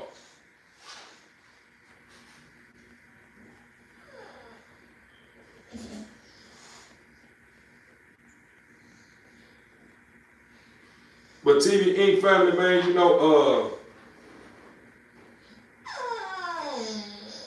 I understand that what I started building on was outside of my Bulls. It's cool though. I don't want to allow nothing like this to make me feel like I was beat. But I just want you to understand this. The only time you fall victim to the thing that you feel is the way stuff needs to be, when you knowing that we all are creators, and whatever's happening is happening for a reason, the way it's being for a reason, that's when you fall victim to that thinking of placing yourself in a box and placing something good or a gift in a box to where it can't be what it was created to be, because you keep trying to put it in the box, meaning with my channel. We all know that I opened up when I began my channel. My channel was based on a whole lot of other things. But since you guys have noticed when y'all did tap in that what you seen in the beginning is my brand title, my dogs, and my dogs, when I turned the live on, when you subscribe, you just thought that's what it was all about. But it goes back to what I was telling you, when I told you guys in the beginning. My channel is strictly about me, my dogs, and dogs spelled backwards. That's what my channel is all about. So it's only right that whenever I'm dealing with you guys about my dog, if it just so happened to just drag on to where it's sitting now, that wasn't my intention. My intention was to ride this thing out for 16 minutes, 14 minutes, and shut down, or bring it to a closure. But you want me to tell you the thing that I understand about who I am and the one that I serve and who you are? Is that we on God's time. It don't matter if we want to stop something at 14 minutes. The Father say, nah, yeah, you can set yourself and stop at 14 minutes, but I think this is the perfect time for you to let it be shown and let it be known. That means that 14 minutes don't even exist no more. The Father say this is the way it's going to go right up. I feel like this is the best for you right now. This is the best time for you to ride and execute and be great. Make the people understand who you are outside your dogs. So I never took it personal. I felt like I was outbeat by allowing my life to drag out and start building on something that I didn't have planned on it to be built on. It's never a storyline when it comes to this channel. I don't have a storyline. I don't sit here and become a puppet to things that I feel like are things that's gonna allow me to be. I don't fall victim and become a puppet to that, because I understand what exists and what makes me me are the things that I don't understand. And the things I grow to understand when I'm realizing I don't understand is what allows me to be me and what allows you to be you. So never allow yourself to get too wrapped up around this stuff that you feel is the way it gotta be. Because you are a creator. We were designed to multiply and be great. So we wasn't never programmed to think that something wouldn't be because something won't be because we did it this way. No, that's not how it was supposed to. That ain't how we was programmed to think. Because if that's how we was programmed to think, why you don't do that? Why when you cut your channel on, why is it that at the end of the day? See, you want me to tell you something? I'm going down from the end with this. The reason why a lot of people are looked at as being normal is because a lot of people are afraid to go against the grain. A lot of people feel that doing something against the norm. You didn't hear what I just said?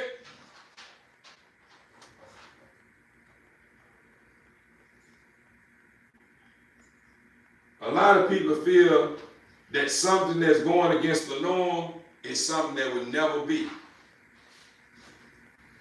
But they forgot to include the stuff that they thought would ever be, that's existing right now. from drones being flying in the sky, that's dropping off your packages from Amazon, to phones that was created that you never seen coming, etc., etc. But TV Inc. family, I must say, it was an honor and a pleasure to be able to reap the benefits of cutting my live on and to have people tapping in and out and people riding around, riding along that road, and probably someone new subscriber. Man, it was an honor and pleasure, man, to be able to hold you guys' attention. The ones that stuck around, the ones that didn't stick around, it was a pleasure and an honor to be able to have you pull up and to let your presence be known, man. It meant so much to me. We got Key Roney to bring y'all back to the basic. We got Key Roney that's waiting to be confirmed. We waiting to confirm Key Roney's pregnancy. And we got Sabi Hobby. I just